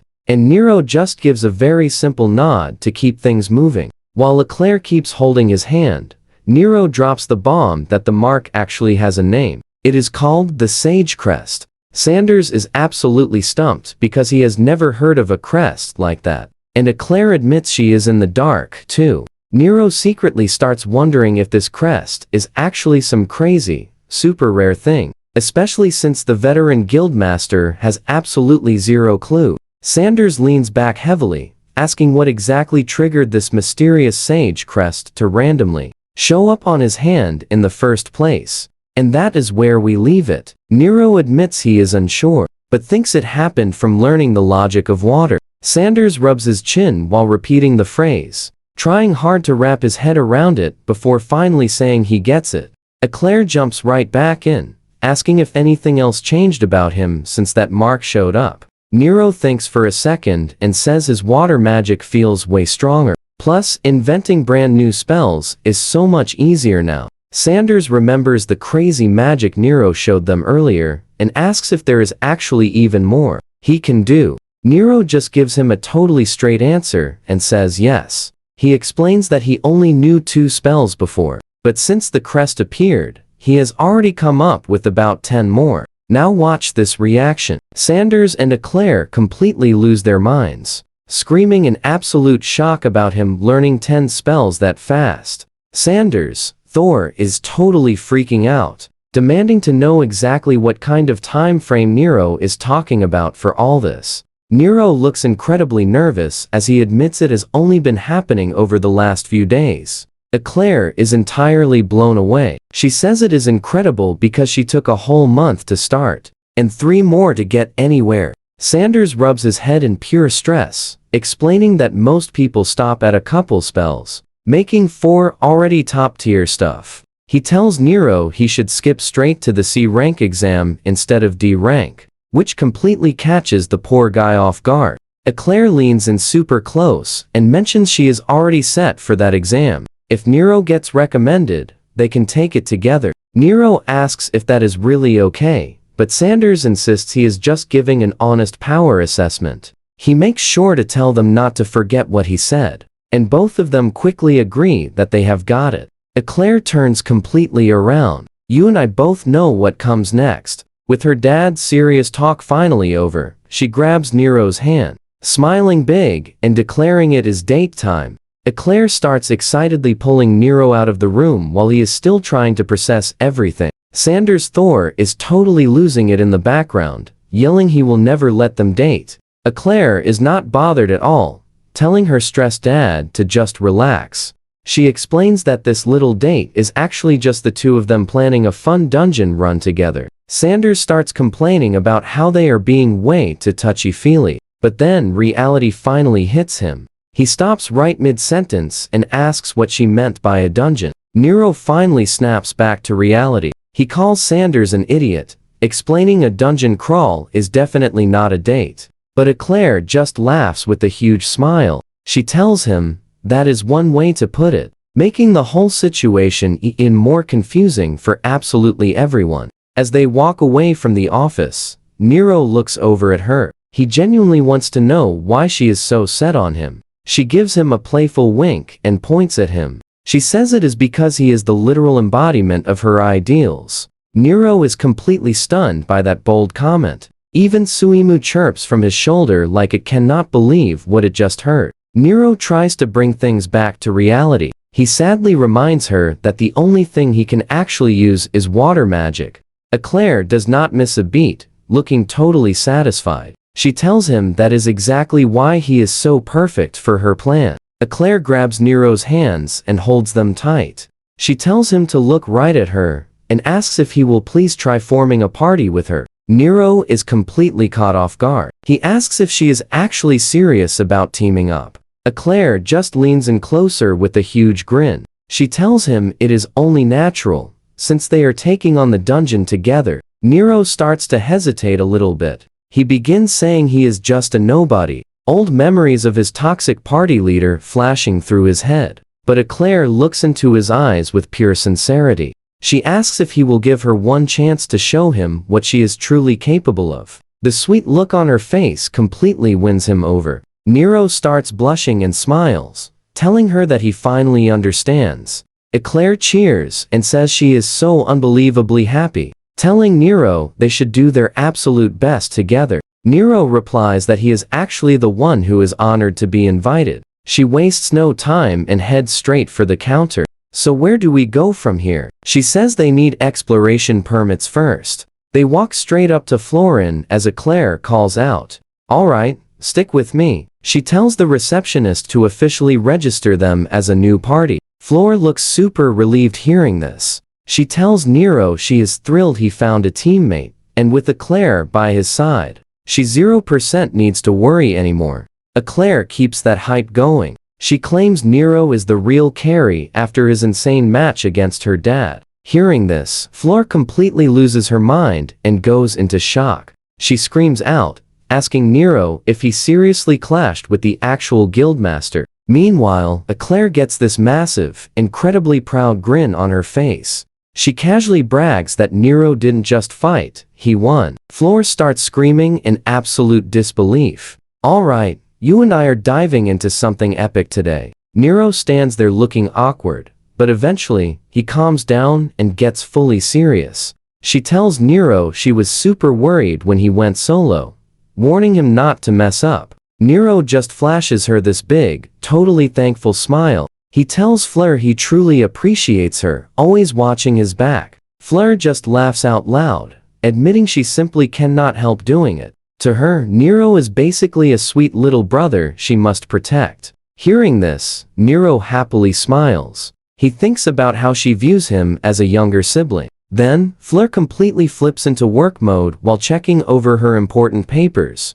She quickly asks the two of them where they plan to head first. While getting ready, Nero simply thinks that having an awesome big sister like Fleur might have actually been a really nice thing. Fleur taps a picture in her big book, announcing this specific dungeon is the absolute perfect, exciting challenge for the two of them. She glances over and asks Nero if he has any real experience clearing out dungeon raids before. Nero casually mentions he was in Guy's party before, though he totally claims he was not much help to them back then. Aika is completely stunned. She asks if he means the famously strong Guy, the actual legend who holds the powerful hero crest. Nero tells her they traveled together for 1 full year, but firmly adds that he is not in that party anymore. Looking a bit unsure, he asks Aika if she feels disappointed that he left the heroes. But Aika just stares at him like he has lost his absolute mind. She looks totally confused,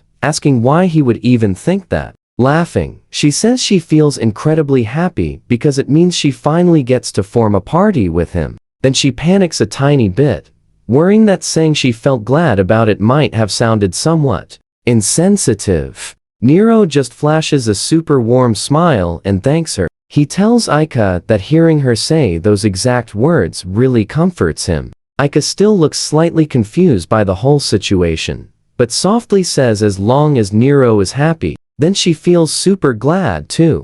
Fleur starts completely gushing about how sweet and innocent they are. Fleur lets out a massive sigh, wishing she were younger, but Nero quickly reminds her she is still incredibly young. She desperately tries, claiming she is definitely still in her 20s, but Aika instantly shuts her down by covering her mouth. Finally getting back to business, Fleur happily shows them the guild paperwork, confirming their official registration is totally set. She gives a serious warning to stay safe, since the dungeon remains unmapped, and those two excited teenagers just loudly cheer in response. The beautiful sun starts setting over the guild as they finish up their day. Aika waves goodbye, telling Nero they should meet at the fountain at exactly 6 tomorrow morning. Nero happily promises he will be there, while Suimu falls asleep on him. Now here is where it gets highly mysterious. Walking away for holy water, he totally misses the super shady hooded guy watching him from the dark.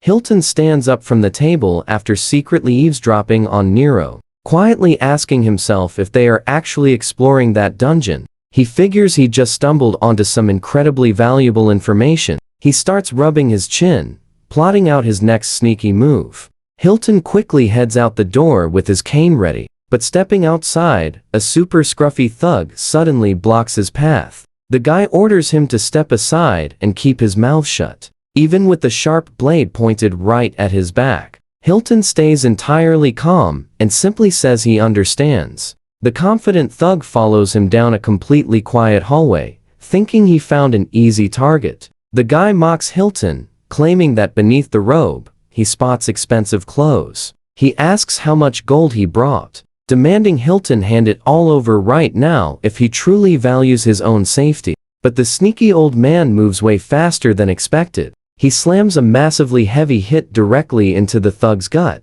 knocking the wind out of him. You and I both saw that coming, right? Hilton stands over the groveling guy, asking if he actually thought such a pathetic move would work. Hilton pins the thug's face onto the hard floor. Holding a blade to his neck, he calmly mentions he was definitely underestimated here. He then whispers just how incredibly easy it would be to end his criminal career. The broken guy starts losing it, begging loudly for forgiveness. He admits he never knew Hilton was this insanely strong. Hilton just stares him down, coldly, asking if he brought any other friends, which he nervously confirms. But the fierce old man is not playing games, demanding a completely real answer, or he is finished. Completely terrified, the thug stammers that tons of guys like him exist, and all the local criminals are basically close buddies. Hilton lets out a thoughtful hum while processing this news. Clearly forming a clever plan, he pulls the guy's hair back, asking if he is just super desperate for some fast cash. He flashes a super creepy smile. Instead of destroying him, he playfully suggests he might have a little job for him. Much later, Eclair suddenly warns Nero that wild beast monsters live in these mountains, so the entire group needs to stay sharp inside the woods. Eclair says her dad wants a full report if Nero acts weird. Trust me, you will want to see this. Eclair just laughs it off, but Nero starts sweating, thinking about how terrifying the guildmaster could be over the smallest misunderstanding. Walking deeper into the woods, a fierce wolf pack suddenly jumps out, growling menacingly from the dark shadows. Nero instantly panics, seeing these monsters, but Eclair just tells him to hang back and watch. She rushes forward solo before Nero can even warn her that charging in entirely alone is a terrible idea. She doesn't seem worried at all. Gripping her giant weapon tightly, she preps an epic martial arts skill. She screams out Thunder Strike, Hammer, and absolutely blasts the leading wolf with a massive, heavy electrified smash. That beast gets dropped instantly, sending the remaining pack running for their absolute lives. Nero and Suimu just stand there watching with their jaws totally dropped. Eclair flashes a quick peace sign, asking how he liked that hit. She explains her unique style perfectly blends both the hammer and lightning crest. Nero says he is seriously impressed, silently thinking to himself that fighters with dual crests are just on another crazy level entirely. Carrying her giant hammer, Claire walks ahead, feeling super proud and happily admitting she is glad she got to show off today. Now pay attention here. She casually mentions she can unlock even more of her crazy power than what you and I just witnessed. Nero is completely blown away and asks how she is even capable of doing that. She just gives him a cute laugh, winking playfully, and says she is saving that big secret as a surprise for later. Arriving at the dark, creepy cave entrance, she points out the actual dungeon. Suddenly, she shyly admits she is feeling a little bit nervous about it. Meanwhile, Nero is super hyped because his very first dungeon run feels so incredibly exciting. Nero wonders how these mysterious dungeons just spawn randomly from nowhere and completely vanish. When cleared, he reminds himself this place is totally new, meaning they have almost zero solid info on what terrifying things might be hiding inside. Stepping into the first room, Eclair glances around and says, "This floor looks pretty simple and straightforward.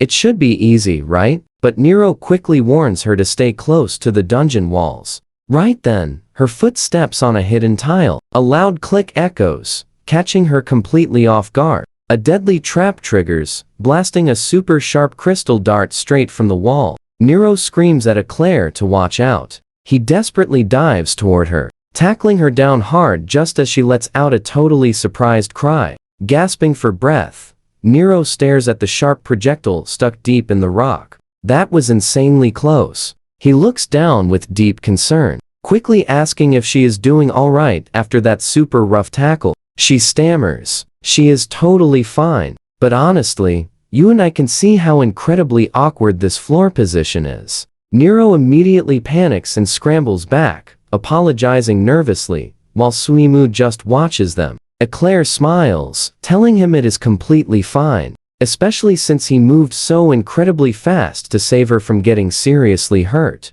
She warmly thanks him, admitting she totally would have been injured without him. Hearing that makes a flustered Nero look away. He quickly shifts all the focus back to the dungeon, explaining how walking normally triggers too many hidden traps, so they really must hug the walls. Suddenly, he freezes, staring intensely at a weird rock section. He says that specific wall looks super suspicious. Right on cue, a massive barrage of crystal darts shoots out.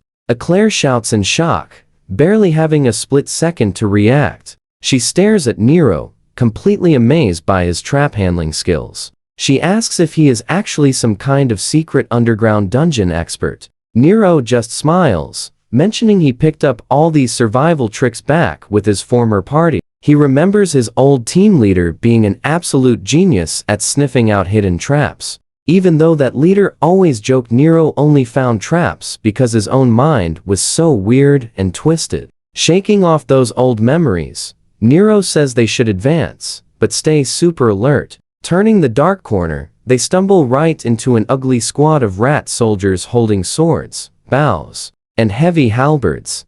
Nero spots them instantly. Eclair points out, these guys are actually the very first real monster threats they have faced. Before she swings, Nero jumps in front. He tells her to hold back, because he is handling this battle alone. He raises his magic gem while Suimu safely rides right on his left shoulder. Chanting a fast water spell, he unleashes an epic water spear barrage. The attack completely obliterates those rat soldiers before they even realize what hit them. He explains first floor monsters are weak. Trust me, you and I know things get crazier soon. Come along with me here, because Eclair is totally freaking out. He wiped the whole group in one single hit. Nero looks totally confused, asking if he somehow messed up. But Eclair quickly jumps in, saying that is not it. She explains she actually has this fun little experiment in mind, so she asks him to just splash their next enemies with water. Nero figures that sounds fine, and agrees to use simple water splashes for their very next monster encounter. Eclair cheerfully says they should move on after grabbing the loot from the rats, and Suimu happily chirps along, but suddenly, Nero whips his head around, looking right back.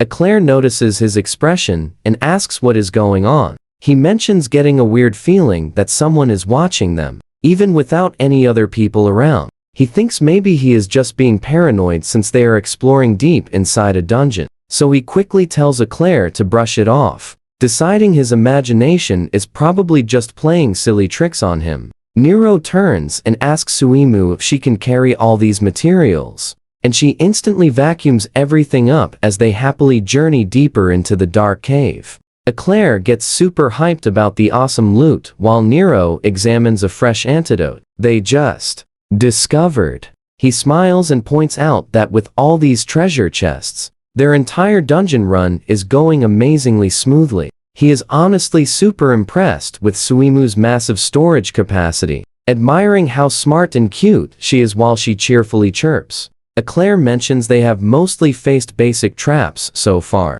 but she's getting really curious about what awaits them around the corner. Now watch this. They enter a huge open chamber and spot a bunch of giant frogs just chilling on the rocks. Instantly, the giant frogs start ribbiting and making an absolute ton of noise once they realize they are no longer alone. A massive smile lights up Eclair's face as she tells Nero it is finally fight time, telling him to lead with some water. Nero says he has got this, stepping up and getting ready to use the simple water magic she requested. He launches his water spray spell, unleashing a clean blast of water straight at the frog group to kick off the big battle. The giant frogs are left completely dripping wet, so Nero turns and casually asks if that was enough water for her. Eclair yells that it is absolutely perfect, telling him to watch closely while the confused frogs just sit there. She raises her massive hammer high as fierce electricity starts crackling,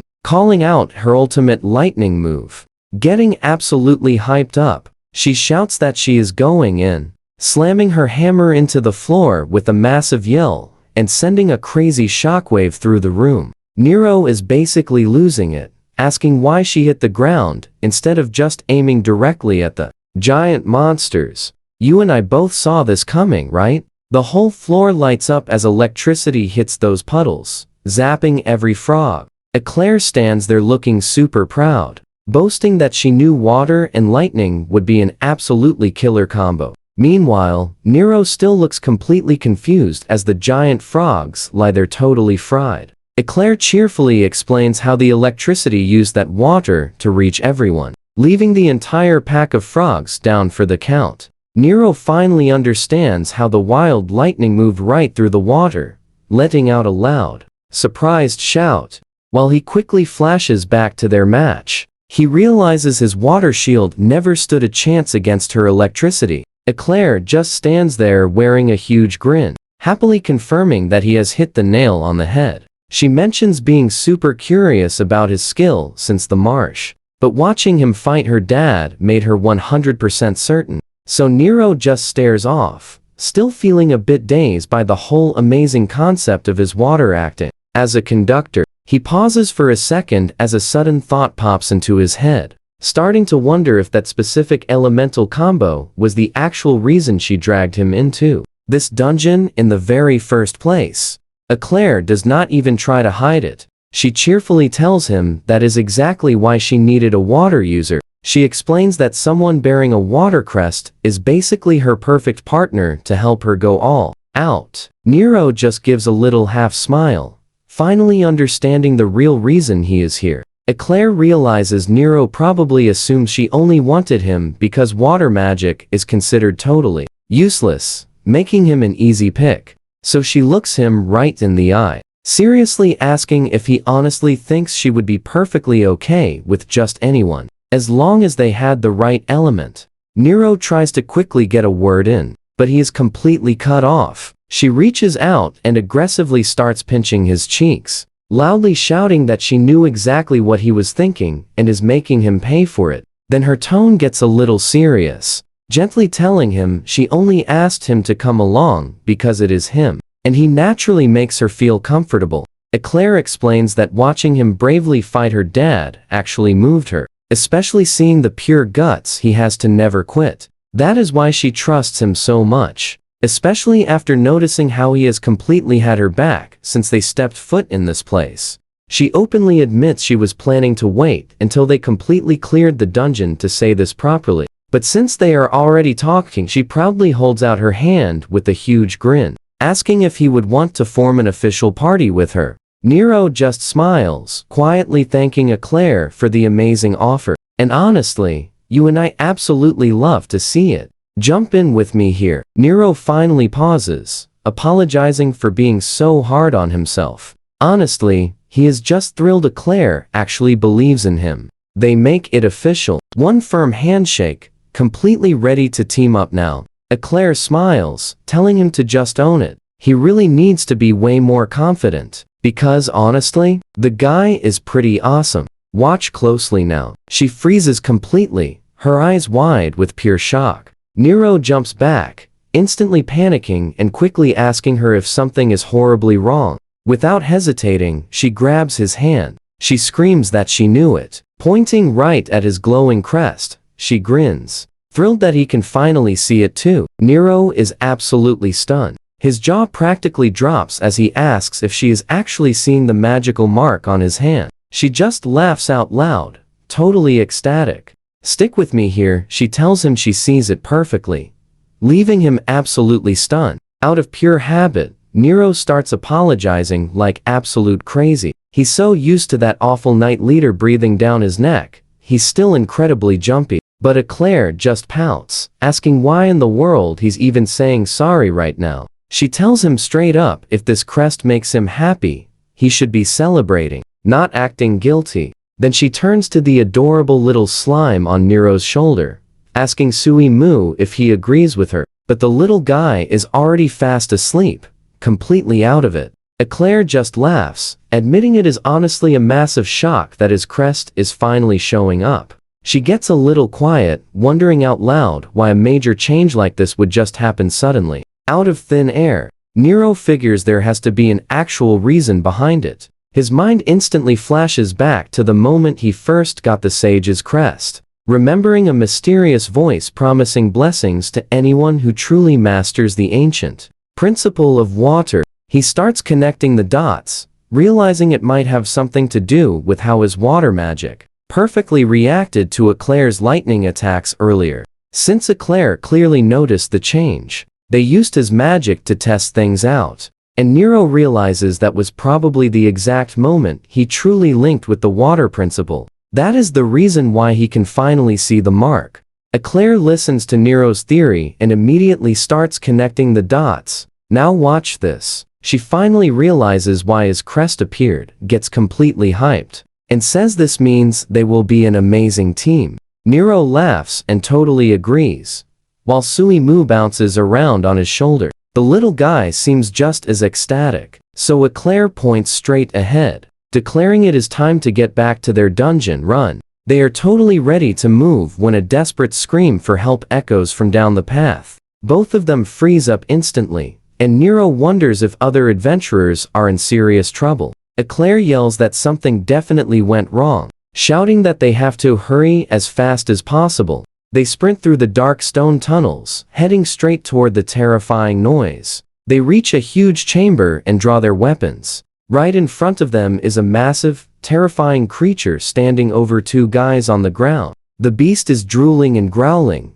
like it is ready to end them. Nero stares at the monster in total shock, asking if that thing is actually a magic beast. Red Bear. Eclair is completely thrown off guard. She yells that this is a low-tier dungeon, so she cannot figure out why such a high-level magic beast is even here. A giant plant monster with terrifying rows of teeth is currently looming right there. This Aglaphlegian is the exact same threat they fought back in the forest. And these wild creatures are definitely not supposed to show up this often. But the huge danger is right in front of them now. One adventurer screams for help, shouting that the bear has completely lost it because it smells his friend's fresh injury. Meanwhile, Nero yells that they have to move and rescue them right this second. He looks over, but Eclair is just standing there, frozen. She has this strangely dark look on her face, staying totally silent until Nero shouts her name to snap her out of it.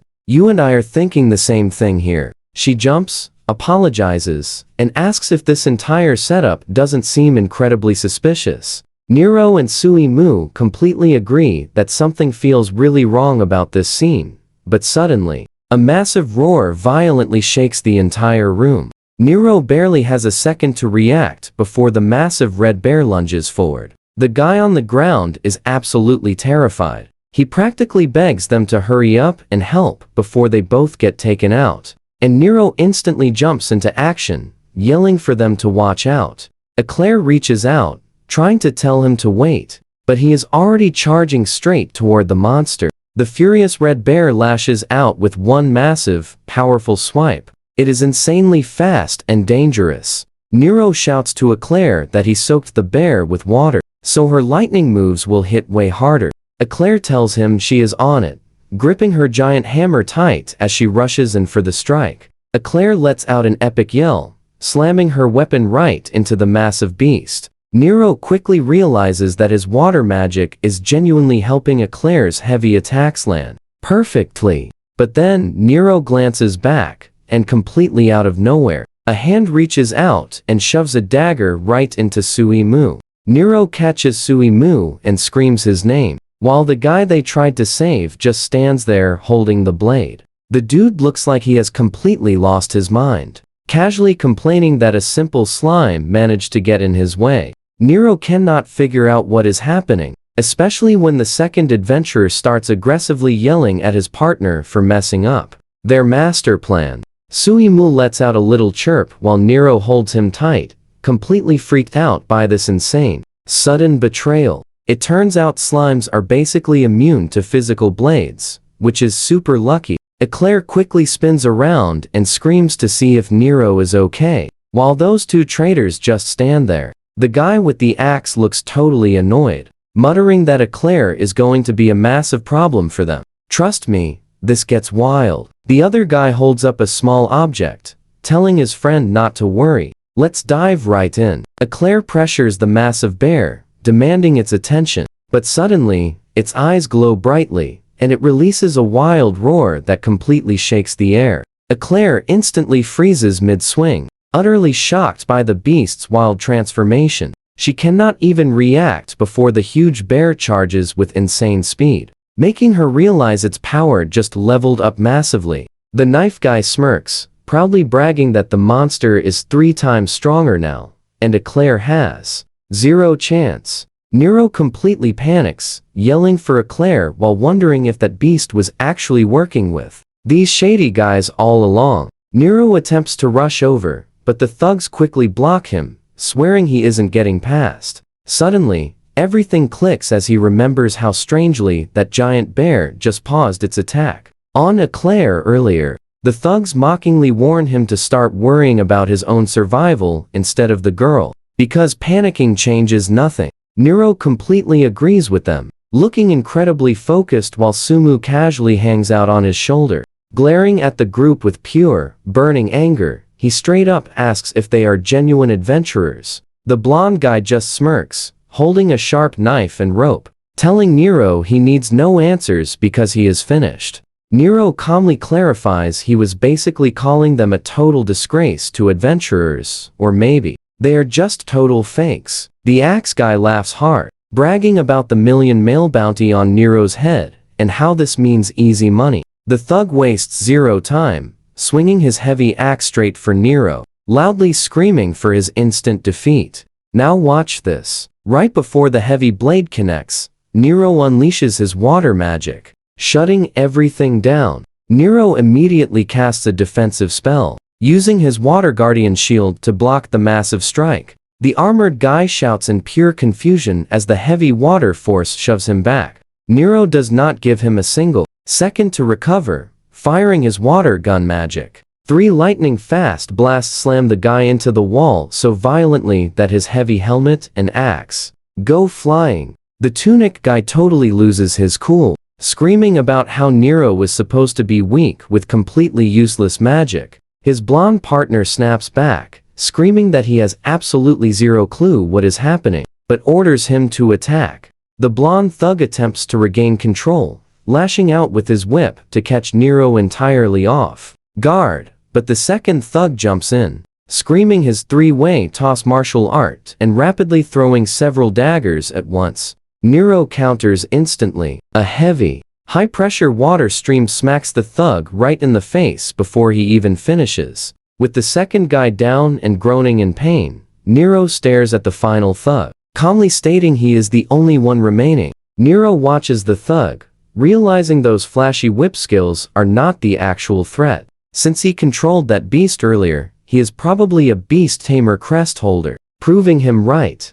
The guy yells to activate his skill, making his bracelet glow incredibly bright. Suddenly, the whip ignites, swirling wildly through the air with a massive crack as the raging thug swings it. Nero tries figuring out if it is a fire or composite element, but stays hyper-focused on the undeniable fact that he definitely saw that mysterious bracelet glow. He asks if that item is a skill jewel. The thug just laughs out loud, mocking Nero for catching on so quickly. These legendary skill jewels are special items that grant anyone totally insane powers, regardless of their actual magic crest. They are extremely rare gems found deep inside dungeons, and you must set them into mithril bracelets to activate them. The thug screams that playtime is over, lashing out with his blazing flame whip and bringing intense heat right toward Nero. Nero stays completely calm, with Suimu resting on his shoulder. He points his magical staff forward as water instantly gathers.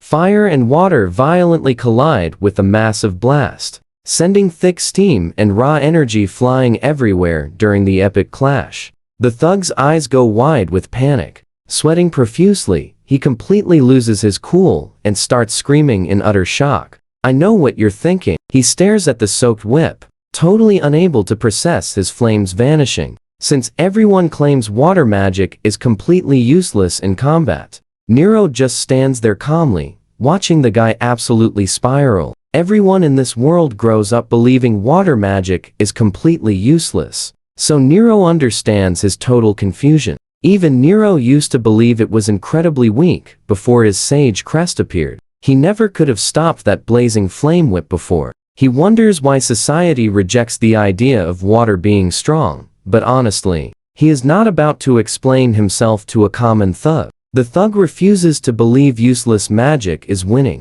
Nero simply summons a water hammer, smashing a massive water pillar straight onto him. Moving on, Nero quickly looks over, shouting for a clear. She stands proudly before that giant red bear, but the beast suddenly looks completely confused and lost. A clear jumps incredibly high into the air, winding up a massive overhead strike. Screaming her martial art, Thor's hammer, she violently slams her weapon down, cracking the solid ground and cleanly finishing the wild fight. She tells Nero his fight seems finished too. And trust me, we can agree his water magic is epic. Stick with me here. Nero figures. The thug was totally a beast. Tamer, honestly. He is just super impressed. Eclair soloed that magic beast. Eclair knows that Red Bear only stopped because Nero knocked out the guy controlling it. So she completely praises him. But Nero shakes his head. He admits he just rushed in blindly, while she was the genius who spotted the trap. Eclair smiles brightly. Her biggest attacks take time to charge up, so Nero absolutely saved her. Staring at the downed guys, she wonders about their motive. Nero mentions a million marine bounty on his head, leaving Eclair absolutely disgusted. She calls the greedy thugs absolute trash, while Nero simply states they got what they deserved. Eclair plays it smart. She takes their gear for evidence and ties them up, leaving the thugs stranded right there in the dungeon. Nero knows it is harsh, but they simply cannot carry prisoners. Plus, these guys are the ones who sneakily jumped them in the first place. Eclair casually wonders if leaving them tied up just makes them easy monster bait. But she spots high-tier skill jewels. Since they were supposedly broke, Nero instantly realizes something is seriously wrong. Eclair grabs a thug to tie him, but a freezing cold voice suddenly tells her not to even bother. Now watch closely. Nero senses the danger and screams for Eclair to retreat. But before she reacts, a swift blade flashes, striking the thug down and scattering crimson across the floor while Nero and Eclair just watch in shock. The other thugs are instantly taken out too. One slumps against the wall after a massive, direct hit. Nero pulls Eclair back, shouting into the shadows to demand exactly who is hiding there. But when the mysterious attacker steps into the light, Nero completely freezes, totally shocked and asking why they came. Nero recognizes the man and shouts the name Hilton, but the guy just calmly adjusts his monocle, asking if Nero actually remembered him like it is no big deal. He casually mentions he is only here to sweep out some useless trash, confidently standing his ground against the duo. He repeats his goal is wiping out a worthless speck of dust, making Nero demand exactly why he is even doing this. Nero insists he did absolutely nothing to make the guy want him eliminated, but Hilton just lets out a sigh. He calls it a total shame. Nero does not understand why he is being purged. Then his tone gets significantly harsher. He calls Nero a total disgrace to the Axis family, deciding to erase him personally. But Eclair has heard enough of this guy and his arrogant talk. She fiercely snaps, asking who he thinks he is insulting Nero, which just makes Hilton smirk. He calls her a lovely young lady, but that is purely a setup to look Nero in the eye. He is impressed an idiot like Nero won over a girl like her.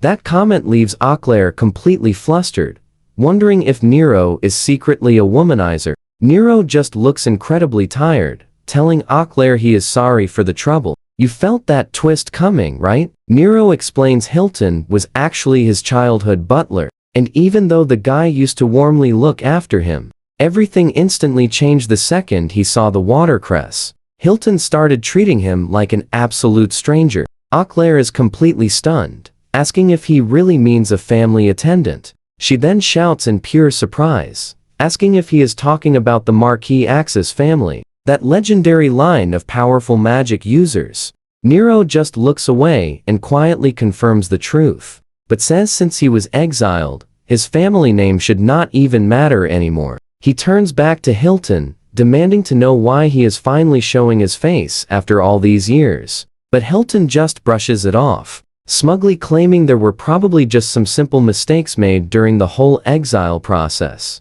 Hilton gets a chilling look in his eyes, telling Nero that since he is still breathing when he should have been eliminated ages ago, he simply had to show up in person. He openly admits he never expected he would actually have to get his own hands dirty like this, which makes Nero realize Hilton was the mastermind who sent those 3 thugs to attack them. Earlier, Hilton just laughs out loud and says he is totally spot on. Hilton adjusts his glasses, casually admitting the whole thing was a massive surprise because he never expected those tough thugs to lose to someone he considers a talentless piece of trash. Eclair is not having it. She tells him to shut his mouth, yelling that Nero's water magic is actually incredible. Hilton looks down at the guys on the floor, figuring that maybe against third-tier losers, Nero's water magic might be slightly useful, but Eclair fiercely keeps pushing back, telling him Nero's magic is super reliable. The only reason he cannot see it is because he completely lacks an eye for real talent. Suimu chirps right along with her as Hilton goes completely quiet for a second, just repeating the words "no eye for talent" under his breath, before completely losing his temper. He calls her a foolish brat, screaming about how she dares to mock the master. So what do we make of this? Eclair is caught entirely off guard by the outburst, asking what his sudden problem is. She never backs down though, telling him he is blind to real talent. Nero's magic is incredibly powerful, and that simple truth just makes Hilton cover his eyes in total frustration. He replies that if she really feels that way, he absolutely cannot let this slide anymore. Looming over them, he claims that the Marquis has already judged every single one of them as totally incompetent. Let's dive right in. The shadow of Marquis Gyro Axis sits on a throne. This powerful family head declared a strict rule that talented water mages simply cannot exist. So, he decided Nero is a total failure who needs to vanish completely. Hilton glares with chilling eyes, shouting that his master's word is absolute law, and the man could never, ever be wrong. Reaching for the kid, he flat out tells Nero he will confidently end his journey right there on the spot. Nero stands firm, saying that twisted logic is exactly what you expect from the Marquis's loyal dog. But Hilton just brushes it off as purely selfish talk. Stepping up to shield Eclair, Nero boldly states he is the true target here, so the others should not be dragged into it. But Hilton just stands completely still, turns his back, and gives a freezing cold rejection to that idea. He spins around, declaring their terrible luck began the exact second they chose to team up with someone like Nero. So now, they all must vanish, especially since he refuses to forgive Eclair for disrespecting his great master earlier. Nero yells out, warning that Eclair is the guild master's daughter and harming her is a massive mistake. He bravely begs Hilton to just take him alone and spare his friends. Eclair looks at Nero like he lost his mind, asking what he means, while Suimu just lets out a squeak. She simply cannot believe Hilton is actually laughing at them from across the room. Now watch this closely. Nero stays totally on edge while Hilton rubs his face, sighing and complaining about the massive hassle of dealing with such utterly clueless fools around him. It is just pathetic to him. He strolls toward them, asking if they really have not figured out why he picked this specific dungeon. He casually explains that once he takes out the entire group, he will just write the whole tragic incident off as a terrible accident. Pointing at the fallen guards, he plans to use them to his advantage by claiming they were actually just terrible bandits in disguise. His grand plan is to defeat Nero's team and drop their unconscious forms right next to the remaining bandits. That way, the real guards will just think they wiped each other out during a raid. He gets an absolutely creepy look on his face, reminding them this is a wild dungeon. He says if you leave people where they drop, the hungry monsters will eventually show up and completely take care of all the evidence. Nero and Eclair stand there shaking, but then Nero suddenly glances back, urgently telling Eclair to grab Suimu and run for it while she still has time. Instead of running, Eclair just slugs him, calling him a total idiot. Even Suimu gets tossed around as she makes it super clear she's staying. Getting right in his face, Eclair yells, he has to be joking, because she and little Suimu are his loyal allies. She cannot believe he is actually telling them to run away right now. She demands to know the point of forming a party if they are just going to split up.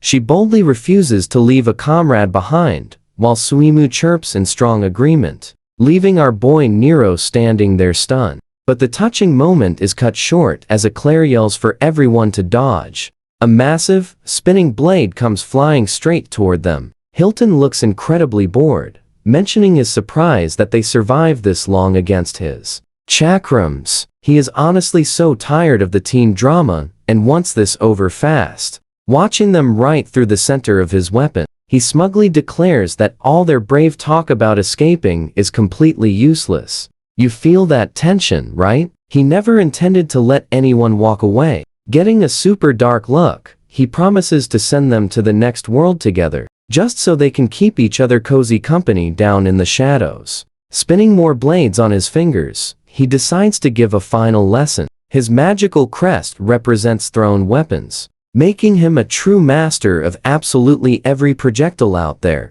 Not wasting another second, he calls out his guided throw martial art, instantly sending a terrifying barrage of sharp blades whistling through the air. Nero fiercely steps up, thrusting his hand out to activate a water magic spell called Shield of the Water Guardian. A massive, glowing wall of water forms just in time to catch the attack. Eclair stares at the defensive shield in total awe, calling it absolutely amazing. She honestly had no idea water magic could ever do something like that. Hilton stares at the huge water shield, sweating nervously as he asks if he is seriously supposed to believe that is just basic water magic. He calls the display incredible, but gets a very dark look, swearing there is absolutely no way he can let them escape this dungeon now. Blades keep whistling through the air and slamming into the water wall, but Nero bravely holds his ground to keep his friend Eclair safe. He looks back,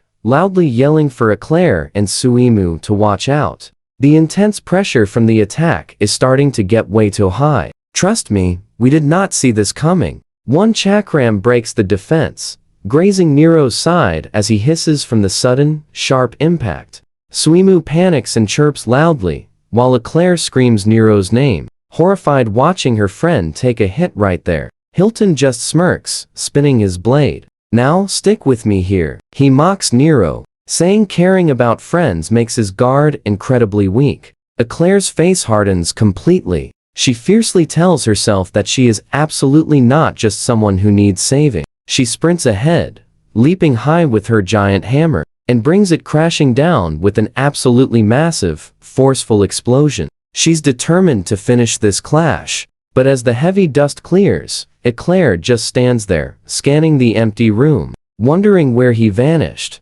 Nero spots quick movement from a blind spot and yells for Eclair to look up. But Hilton is moving way too fast, literally sprinting on the walls. Eclair completely loses it for a second, absolutely stunned that this crazy guy is just running along the walls so easily. He is an absolute blur as he maneuvers right around them, landing directly behind them while they struggle to track him. Hilton adjusts his glasses with a sinister smirk, boasting that the advantage is totally his. He starts unleashing even more power. His blades catch pure fire as he claims he will give them a real reason to lose hope. He unleashes a massive dark explosion exactly where Eclair is standing, totally gloating about taking her down first. Nero screams her name as the blast hits, but do not blink, because what happens next is wild. Those flaming chakrams start merging into one massive weapon. Nero instantly realizes his normal shield will never stop a hit that incredibly heavy. Wasting absolutely no time, he fires off a high-pressure water jet, desperately trying to cancel out that intense heat. Eclair desperately shields herself, yelling about the intense heat. Nero watches the thick smoke clear with deep worry, while Hilton just stands there looking totally unfazed. Nero finally snaps and furiously yells at the guy, swearing he will absolutely never let him hurt his friends again. Hilton actually looks completely insulted. He declares it totally unforgivable for a defect like Nero to speak to him that way. He immediately counterattacks, leaping high into the air to trigger his massive explosive throw. Nero keeps his guard firmly up, But he suddenly starts noticing something is definitely off with how Hilton is fighting. He realizes the guy's crazy physical skills and intense fire magic are way too versatile to be a normal attribute. Eclair also starts connecting the dots, suddenly remembering that weird magic Hilton previously used on that street thief. Nero decides to test this theory. He fires off a swift water spear barrage, sending sharp waves straight at him. Hilton casually dances around those spears like an absolute joke, mocking Nero and asking where he is aiming that sloppy shot. Nero smirks like he has the guy right where he wants him, casually mentioning that things are going exactly as planned. Hilton suddenly panics, realizing he has actually been hit. He stares down at his arm as a fresh, painful cut starts stinging him deeply. The villain finally catches on. He realizes those super flashy attacks were just a clever distraction to force his guard down for a split second. Eclair watches, totally stunned. You and I saw that coming, right? He is hiding a secret skilled jewel. Nero explains he knew something was completely off. He calls out Hilton for swiping that magical bracelet from the earlier bandit. Hilton casually fixes his monocle, acting totally innocent. He claims he never stole anything and was simply taking back what he originally lent out. Then he fiercely stares them down, asking why it even matters if he uses these powerful jewels to fight them anyway. Taking off straight into the air, he yells down that nothing has changed. Nero and Eclair are still at a massive, total disadvantage here. Eclair is definitely not backing down. She shouts to Nero that it is time for a combination move, and Nero quickly looks up. He finally gets her brilliant idea, instantly realizing that a perfect combo is exactly what they need to finish this. Nero wastes zero time, firing his massive water jet straight at him. Hilton sees it coming and simply floats right out of the way. He is not even worried, bragging that attacks mean nothing if dodged. He acts incredibly smug, claiming water magic is always weak. He even says his master was totally right about Nero being a massive letdown. But Eclair suddenly jumps in, fiercely swinging her massive hammer to close the gap. Hilton effortlessly slips past her heavy attack, smugly telling her that trying to hit him is absolutely futile. He just keeps mocking her, calling her way too slow, but he totally fails to notice he just stepped into Nero's huge water puddle. Eclair flashes a massive grin, asking what he thinks about lightning now that he is completely standing in water. The villain finally realizes he was totally baited. He starts panicking, knowing there is absolutely no way to dodge the attack coming his way. Eclair slams her mighty hammer down with a thunder strike. Sizzling electricity hits the water, totally frying him in a perfect combo. Hilton violently drops to his knees, completely wrecked and groaning in pain, while Nero and Eclair stand tall over him. Eclair cheers wildly, looking totally hyped because she thinks she won. But that is where we leave it. Hilton stares them down, looking completely fine. Crazy, right? Stick with me here. Nero and Eclair stand totally stunned, while Eclair loudly yells that surviving a direct electric blast like that is impossible. Hilton just smugly adjusts his sleeve, calmly explaining he tailed them for information. A super rare lightning resistance jewel is exactly what saved him. He admits he is genuinely impressed their water and electricity combo works so well. Just watching our heroes regroup, Nero pieces it all together, wondering if that spooky feeling at the entrance was actually Hilton, sneaking behind them through the whole dungeon without anybody noticing. It is a heavy realization. Hilton keeps yapping, noting that Eclair looks pretty exhausted and her gear is honestly just low quality. Eclair starts worrying big time. Their best combo is totally figured out, meaning their main strategy is useless. Hilton just flashes this wicked smile, telling our cheerful teens they made their biggest mistake. Floating in midair, Hilton obnoxiously mocks them, claiming their biggest mistake was failing to stop him when they had the perfect chance. Nero bravely fires off his water pistol magic to silence him, but Hilton moves so fast, he becomes a total blur, making hits basically impossible.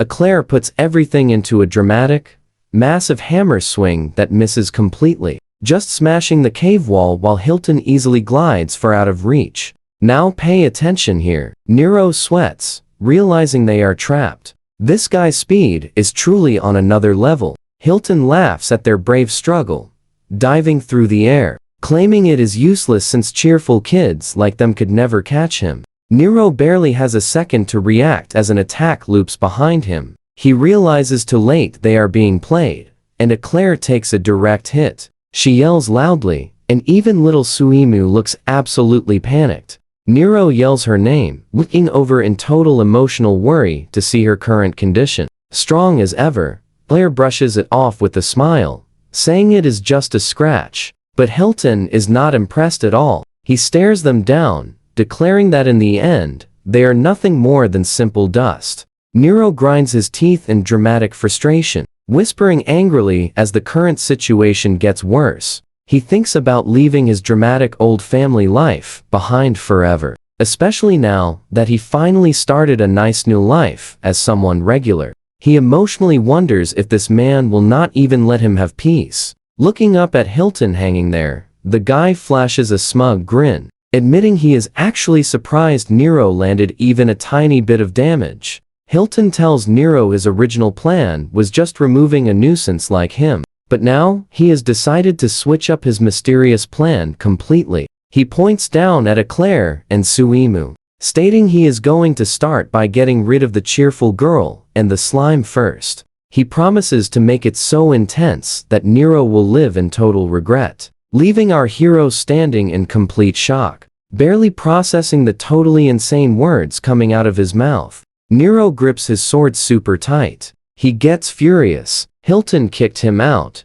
and now he threatens the very first real loyal friends he ever had. You and I know Nero never quits. He focuses, realizing an area-wide acid rain spell might be the only way to stop this guy. But Nero realizes that using his heavy-hitting magic in such tight spots could easily catch Eclair and the others in the dangerous blast. He tells himself to think harder. He absolutely must make sure Eclair returns to her family safely, something he never got for himself. Suddenly, he fondly remembers a specific fun moment from the day he first met the guildmaster on his way back then. Sanders Thor noticed Nero was acting somewhat weird and asked what was up. So the cheerful big guy laughed, saying he was thinking about how they used to play together long ago. Nero remembers the soap bubbles from that memory. Can he use them in this narrow dungeon? He realizes it is still not enough. Then it finally hits him. What if he combines those bubbles with the reaction from Hilton's earlier fire attack?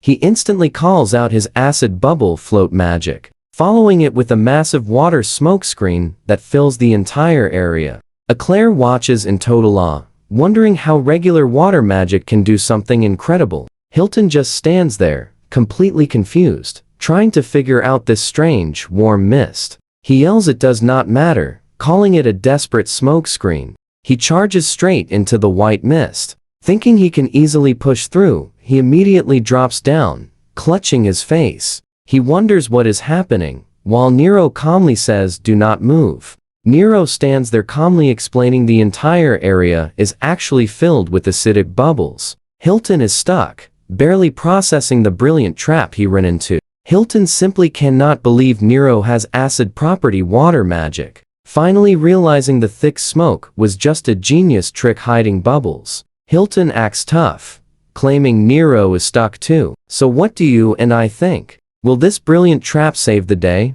Alright, stick with me here. Nero just flashes this confident smile, telling a totally confused Hilton that things are playing out way differently. He has absolutely no clue what is coming. The villain stays pinned to the ground, surrounded by floating bubbles, entirely trapped in Nero's rhythm. Hilton is sweating buckets, totally panicking, and practically begging them to call it off. He tries playing it off, offering Eclair a shady deal. He promises to let her walk if she joins his side, even claiming he will use the mighty Axis family's total power to back her noble house. But Eclair is absolutely not having it, raising her giant hammer as pure energy surges wildly. She shouts that she will never forgive him for insulting Nero. With Suimu resting right on her head, she unleashes her epic Thor hammer technique. The strike hits Hilton head-on, sending a massive shockwave through his body as he screams out loud.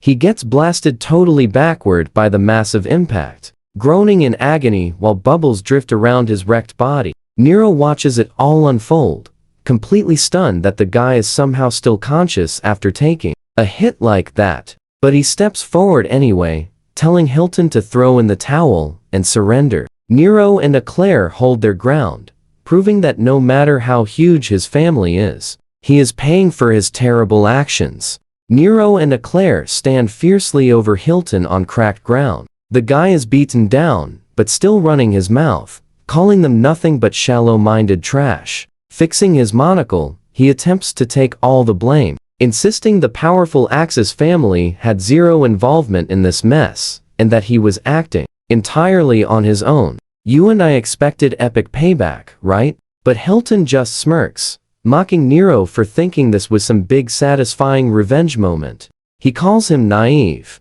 but Nero is not even slightly fazed by this trash talk. He just tells the guy his words are entirely stupid, and he does not care about his excuses, pointing his wand right at the villain. Nero declares that following orders changes absolutely nothing. This guy is still a confirmed criminal, and he is totally going down today. Eclair jumps right in to back him up, shouting that Hilton is finished. Meanwhile, Suimu chirps happily from her head, proving he is entirely on board with this too. Hilton just starts laughing like a maniac, reaching into his coat and mocking them for being incredibly soft, for thinking he was actually finished.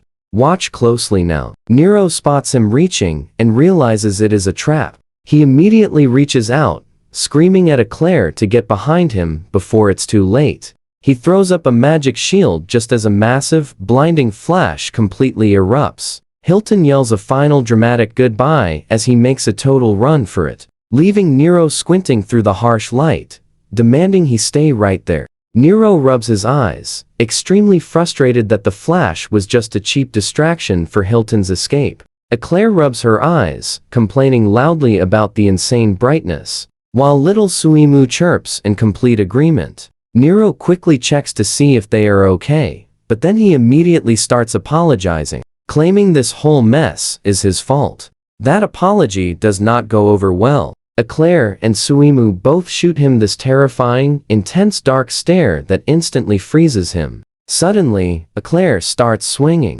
smacking Nero repeatedly while shouting that she has had enough of his bad attitude.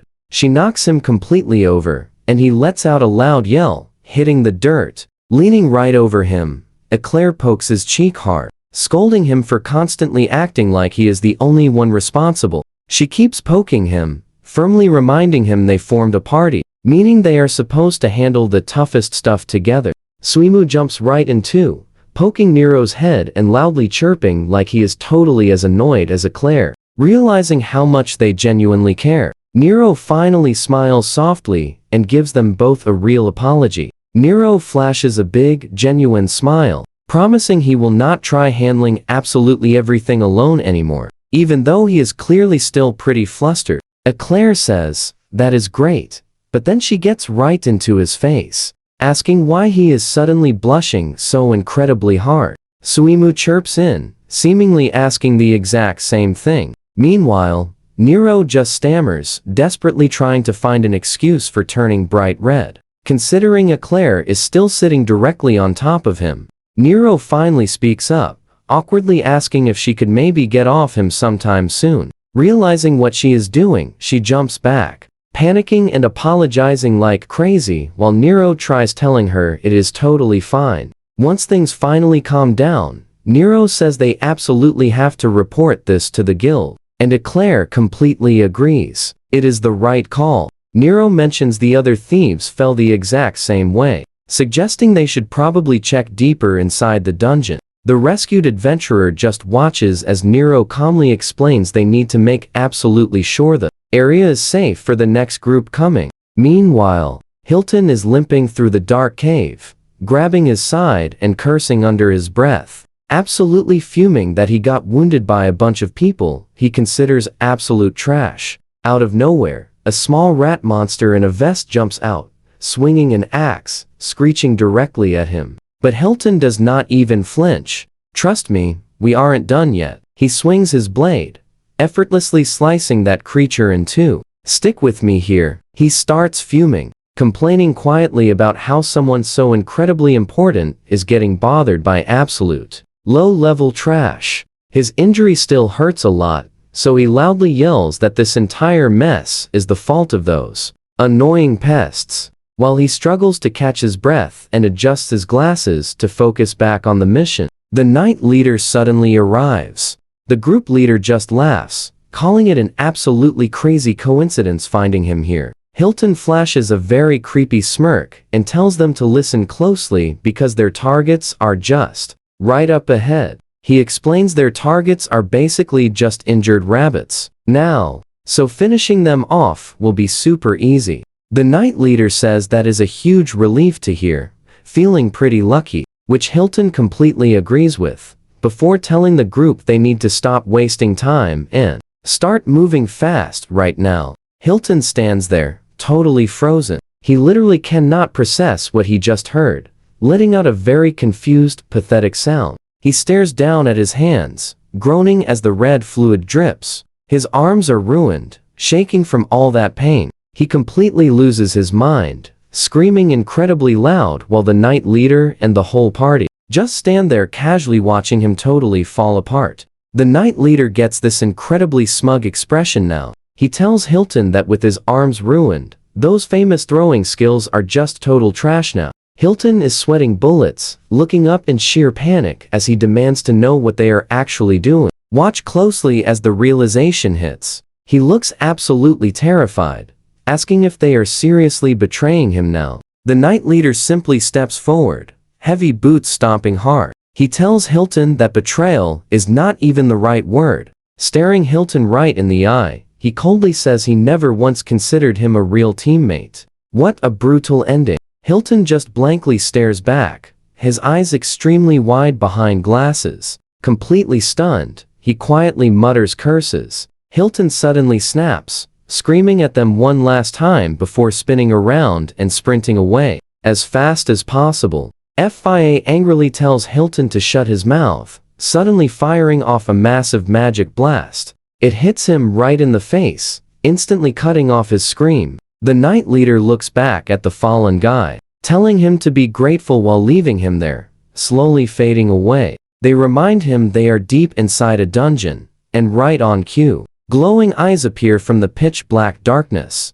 Giant monster rats stare down at Hilton while he desperately struggles to breathe. The Knight Leader casually mentions the dungeon creatures will definitely make a meal today. You and I both knew karma was coming. The leader calls it a fitting end, leaving Hilton in the dark as giant monsters lunge forward to attack. The terrifying cave echoes with the sounds of massive monsters completely finishing their meal. The sun hangs low above the town roofs. Everything seems peaceful. Nero suggests reporting everything at the guild. Eclair nods, holding Suimu tight. The streets are packed with locals chatting about dinner and daily work. Nero and Eclair just easily blend into the massive crowd. They pass guys discussing their big daily job. It feels like a completely normal evening while those two keep moving forward. Walking right through the crowd, Nero suddenly freezes as something amazing catches his eye. Looking completely shocked, he stares at two strangers passing by.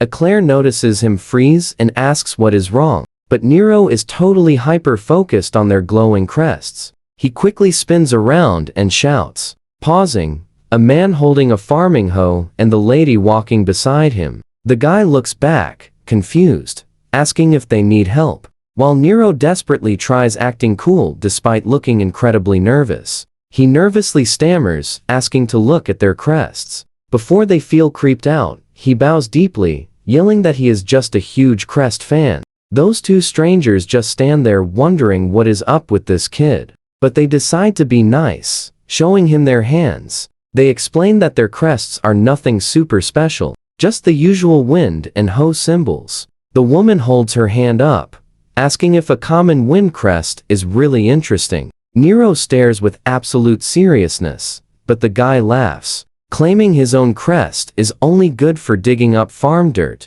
Nero does not look satisfied at all. He stares the man right in the eye, desperately asking if that is really his only crest. The woman smiles gently, telling Nero she hates to disappoint him, but the crest on her hand is literally her only one. What do you and I make of this? She asks about hybrid crests as Eclair runs up, demanding why Nero suddenly ran away. Nero looks completely flustered and quickly apologizes for his sudden sprint. Come along with me. Nero bows deep to the two strangers, thanking them for their help even after basically ambushing them. The guy holding the hoe just casually waves it off, heading out and leaving our boy Nero laughing nervously to himself. He says his goodbyes, secretly wondering if he is just being paranoid about crest colors. He could have sworn he saw it flash black. As Nero and Eclair walk away, the man stops and watches them, wondering if that kid actually just saw the absolute truth. He quietly freaks out. Only people with matching crests should see it. And Nero clearly just has that weak little Water-Crest on his hand. The woman stares at her hand. Suddenly, a totally complex crest starts glowing right over the fake one. She admits she is confused, but is super glad she used a safe disguise. Her expression instantly flips to totally cold. She realizes that if Nero can truly see through their tricks. Now watch closely. This is a massive headache for their organization, especially since Nero is already hanging out with the guildmaster's daughter, who is literally one of their main targets. Eclair asks Nero if he is some kind of crest maniac, but Nero just laughs it off and totally denies it. He suggests they just head back and call it a day. The two heroes make their way back to the guild house as the sun sets. Fleur greets them with a huge, cheerful smile as they walk inside, and the guildmaster, Sanders Thor, spots them walking in and warmly welcomes them back. Sanders gets right into Nero's face. Looking absolutely terrifying, he warns him not to try anything funny with his daughter. Eclair totally loses her cool, yelling at her dad to stop. Meanwhile, Nero just stands there sweating, desperately playing it cool. She firmly tells him something way more important happened today. This catches the guildmaster off guard, making him super curious. The whole group moves into a private room, shutting the door tightly so nobody else can eavesdrop on them. Sanders takes a quiet second to process. He admits knowing Nero was hiding something from the start, but he never imagined this kid actually belonged to the legendary Axis family. Eclair is still pretty blown away herself. Nero just looks down at the floor, apologizing to them both for keeping his true identity a secret. Sanders sits back. He tells Nero the guild rarely cares about an adventurer's past unless it is a huge problem, so he will not make a massive scene. I know what you are thinking. The guildmaster also cannot understand why they would kick Nero out, just to hunt him down later. He gets even more heated. Gritting his teeth, he swears he will never forgive them for dragging his daughter into danger, and this crazy mess. He points out the Axis family is an absolutely legendary line of mages, meaning they are definitely not the kind of people you can just pick a fight with and easily expect to win. Sanders decides they need a serious investigation to see if those thieves left behind any solid proof linking back to that family, though he knows there is a huge chance the local monsters already wiped out whatever evidence was left behind. Moving forward, he tells Nero to stay super sharp. He will handle all the heavy lifting from here on out. Eclair totally agrees. She tells her dad that he is actually pretty dependable when things get this incredibly serious. But Sanders just casually plays it off while picking his nose. This just makes Eclair scream that she will be the one protecting Nero anyway. She turns to Nero with a huge smile, announcing they are officially forming a party right now. Sanders suddenly looks super serious, processing the situation, repeating back the harsh fact that Nero is actively being targeted. Eclair refuses to back down, warning her dad that if he makes them quit now, she will be absolutely furious. Sanders ends up smiling, admitting danger is simply part of the deal when you are an adventurer anyway. Eclair eagerly agrees and immediately grabs Nero, pulling him away to grab food together. Meanwhile, Sanders just stands there with a dark, completely terrifying look on his face, totally unable to believe what is happening. He totally loses his mind, screaming out loud, warning Nero not to try anything with his daughter. Nero shouts back that he definitely will not. Eclair just sighs heavily at her dad being so ridiculously overprotective. Night falls over the town as everyone heads out for an exciting evening. Moving on, Nero looks super overwhelmed by how fast things are moving, asking if they were just talking about food. Eclair smiles. It is their very first day as a party, so they definitely have to celebrate and get to know each other. So what do you and I make of this? Eclair points down the street. Even Suimu looks hyped as they push through the tavern doors into a super cheerful welcome. The place is completely packed. Let us jump right in. The waitress asks if they mind sharing a table, and Eclair totally agrees. While some guy nearby cheers and warmly thanks them, she walks right over to a massive table, politely asking the group if they are perfectly cool with extra people joining them. One guy casually replies that it is absolutely no big deal at all, but Nero and Eclair instantly freeze. Nero sees exactly who is sitting there, right as the former night leader glares up with pure, unfiltered annoyance. The waitress cheerfully tells everyone to enjoy their food, leaving the two parties just staring each other down in heavy silence. Fia suddenly leaps right out of her chair. She screams Nero's name, looking absolutely shocked that he is actually standing there. Serena calls it a completely wild coincidence to see him. The arrogant night leader just sits there, absolutely seething that they even showed up. Eclair glances at the strangers, asking Nero if they are actually close friends of his. Nero nervously admits they definitely know each other, but Fia happily jumps in, introducing herself as a member of Nero's former party. Eclair is completely blown away. She asks if these guys are the famous hero party that Nero used to travel with. Nero desperately tries to smooth things out by introducing Eclair. He tells them she is his new adventuring partner, but Fia's sweet smile instantly turns terrifying. She repeats Eclair's name loudly, pointing out just how surprisingly close these two seem. Now watch this tension. Fia's glare is so intense that Nero starts panicking, wondering why her creepy smile is giving him actual chills down his spine. Nero awkwardly tries to lighten the heavy mood. He suggests that since so much time passed and Eclair is completely new, they should let the past be water under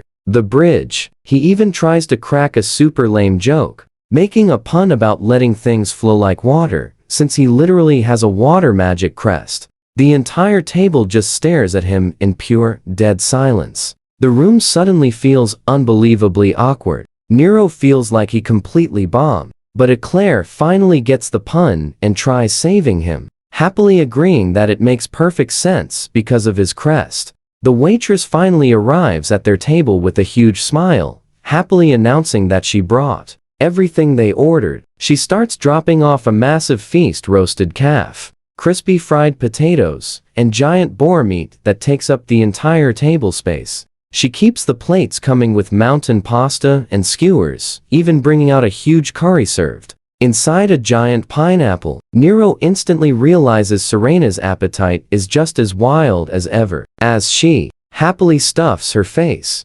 Fia, meanwhile, is completely stunned that all this insane food is just for one person. The night leader finally breaks his silence. He tells Nero to stop apologizing and washing away the past. He coldly demands that Nero act like he has some actual pride. But Eclair is absolutely not letting that slide. She glares right into the guy's eyes and demands to know why they really kicked Nero out. The night leader casually takes a sip of his drink. He smirks, saying it is simple. They dumped Nero because he was totally useless. You and I both feel her anger here. Eclair cannot believe what she is hearing, furiously shouting back because they treated her precious friend like garbage. Nero desperately tries to play it down. He tells Eclair he really was super weak back in their party, mostly because his basic water magic did absolutely nothing during a real fight. But Eclair is not having it, yelling back that power does not matter.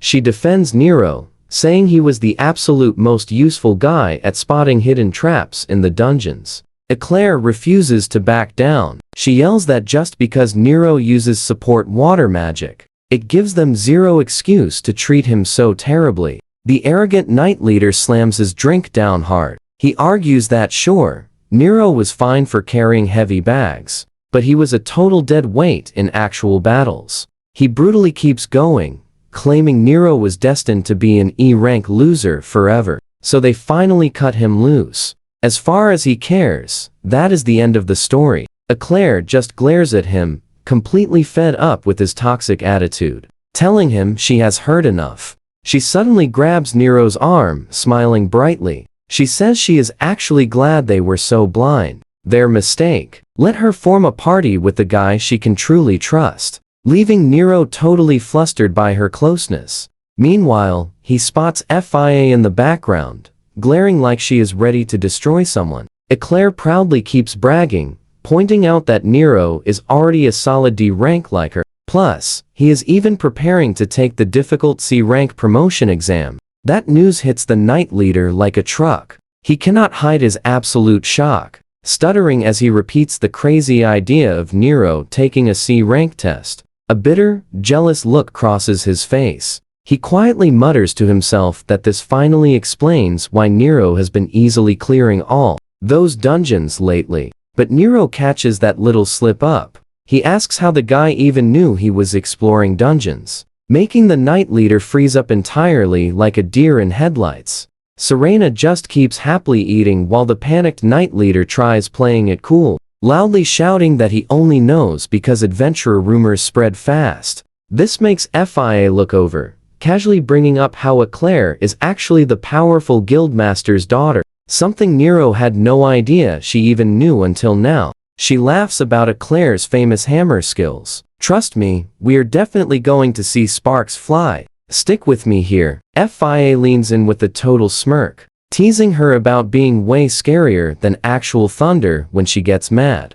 Eclair does not miss a single beat. She fires back with a sharp grin, asking if she means FIA, the bomb without a fuse. They just stare each other down with these absolutely terrifying smiles. Poor Nero is caught right in the middle, leaning back and forth in pure panic. Suddenly, the room erupts with laughter. Both girls completely lose it, while Nero and Suimu just sit there wondering what just happened. FIA jumps up from the table, telling Eclair she is the very first person to ever have the guts to talk like that. Eclair proudly stands up too, admitting it feels amazing talking to another girl like this, since everyone else usually treats her with kid gloves. It is mostly because of her dad. The two decide to grab drinks, sealing their epic new bond with a massive, loud high five.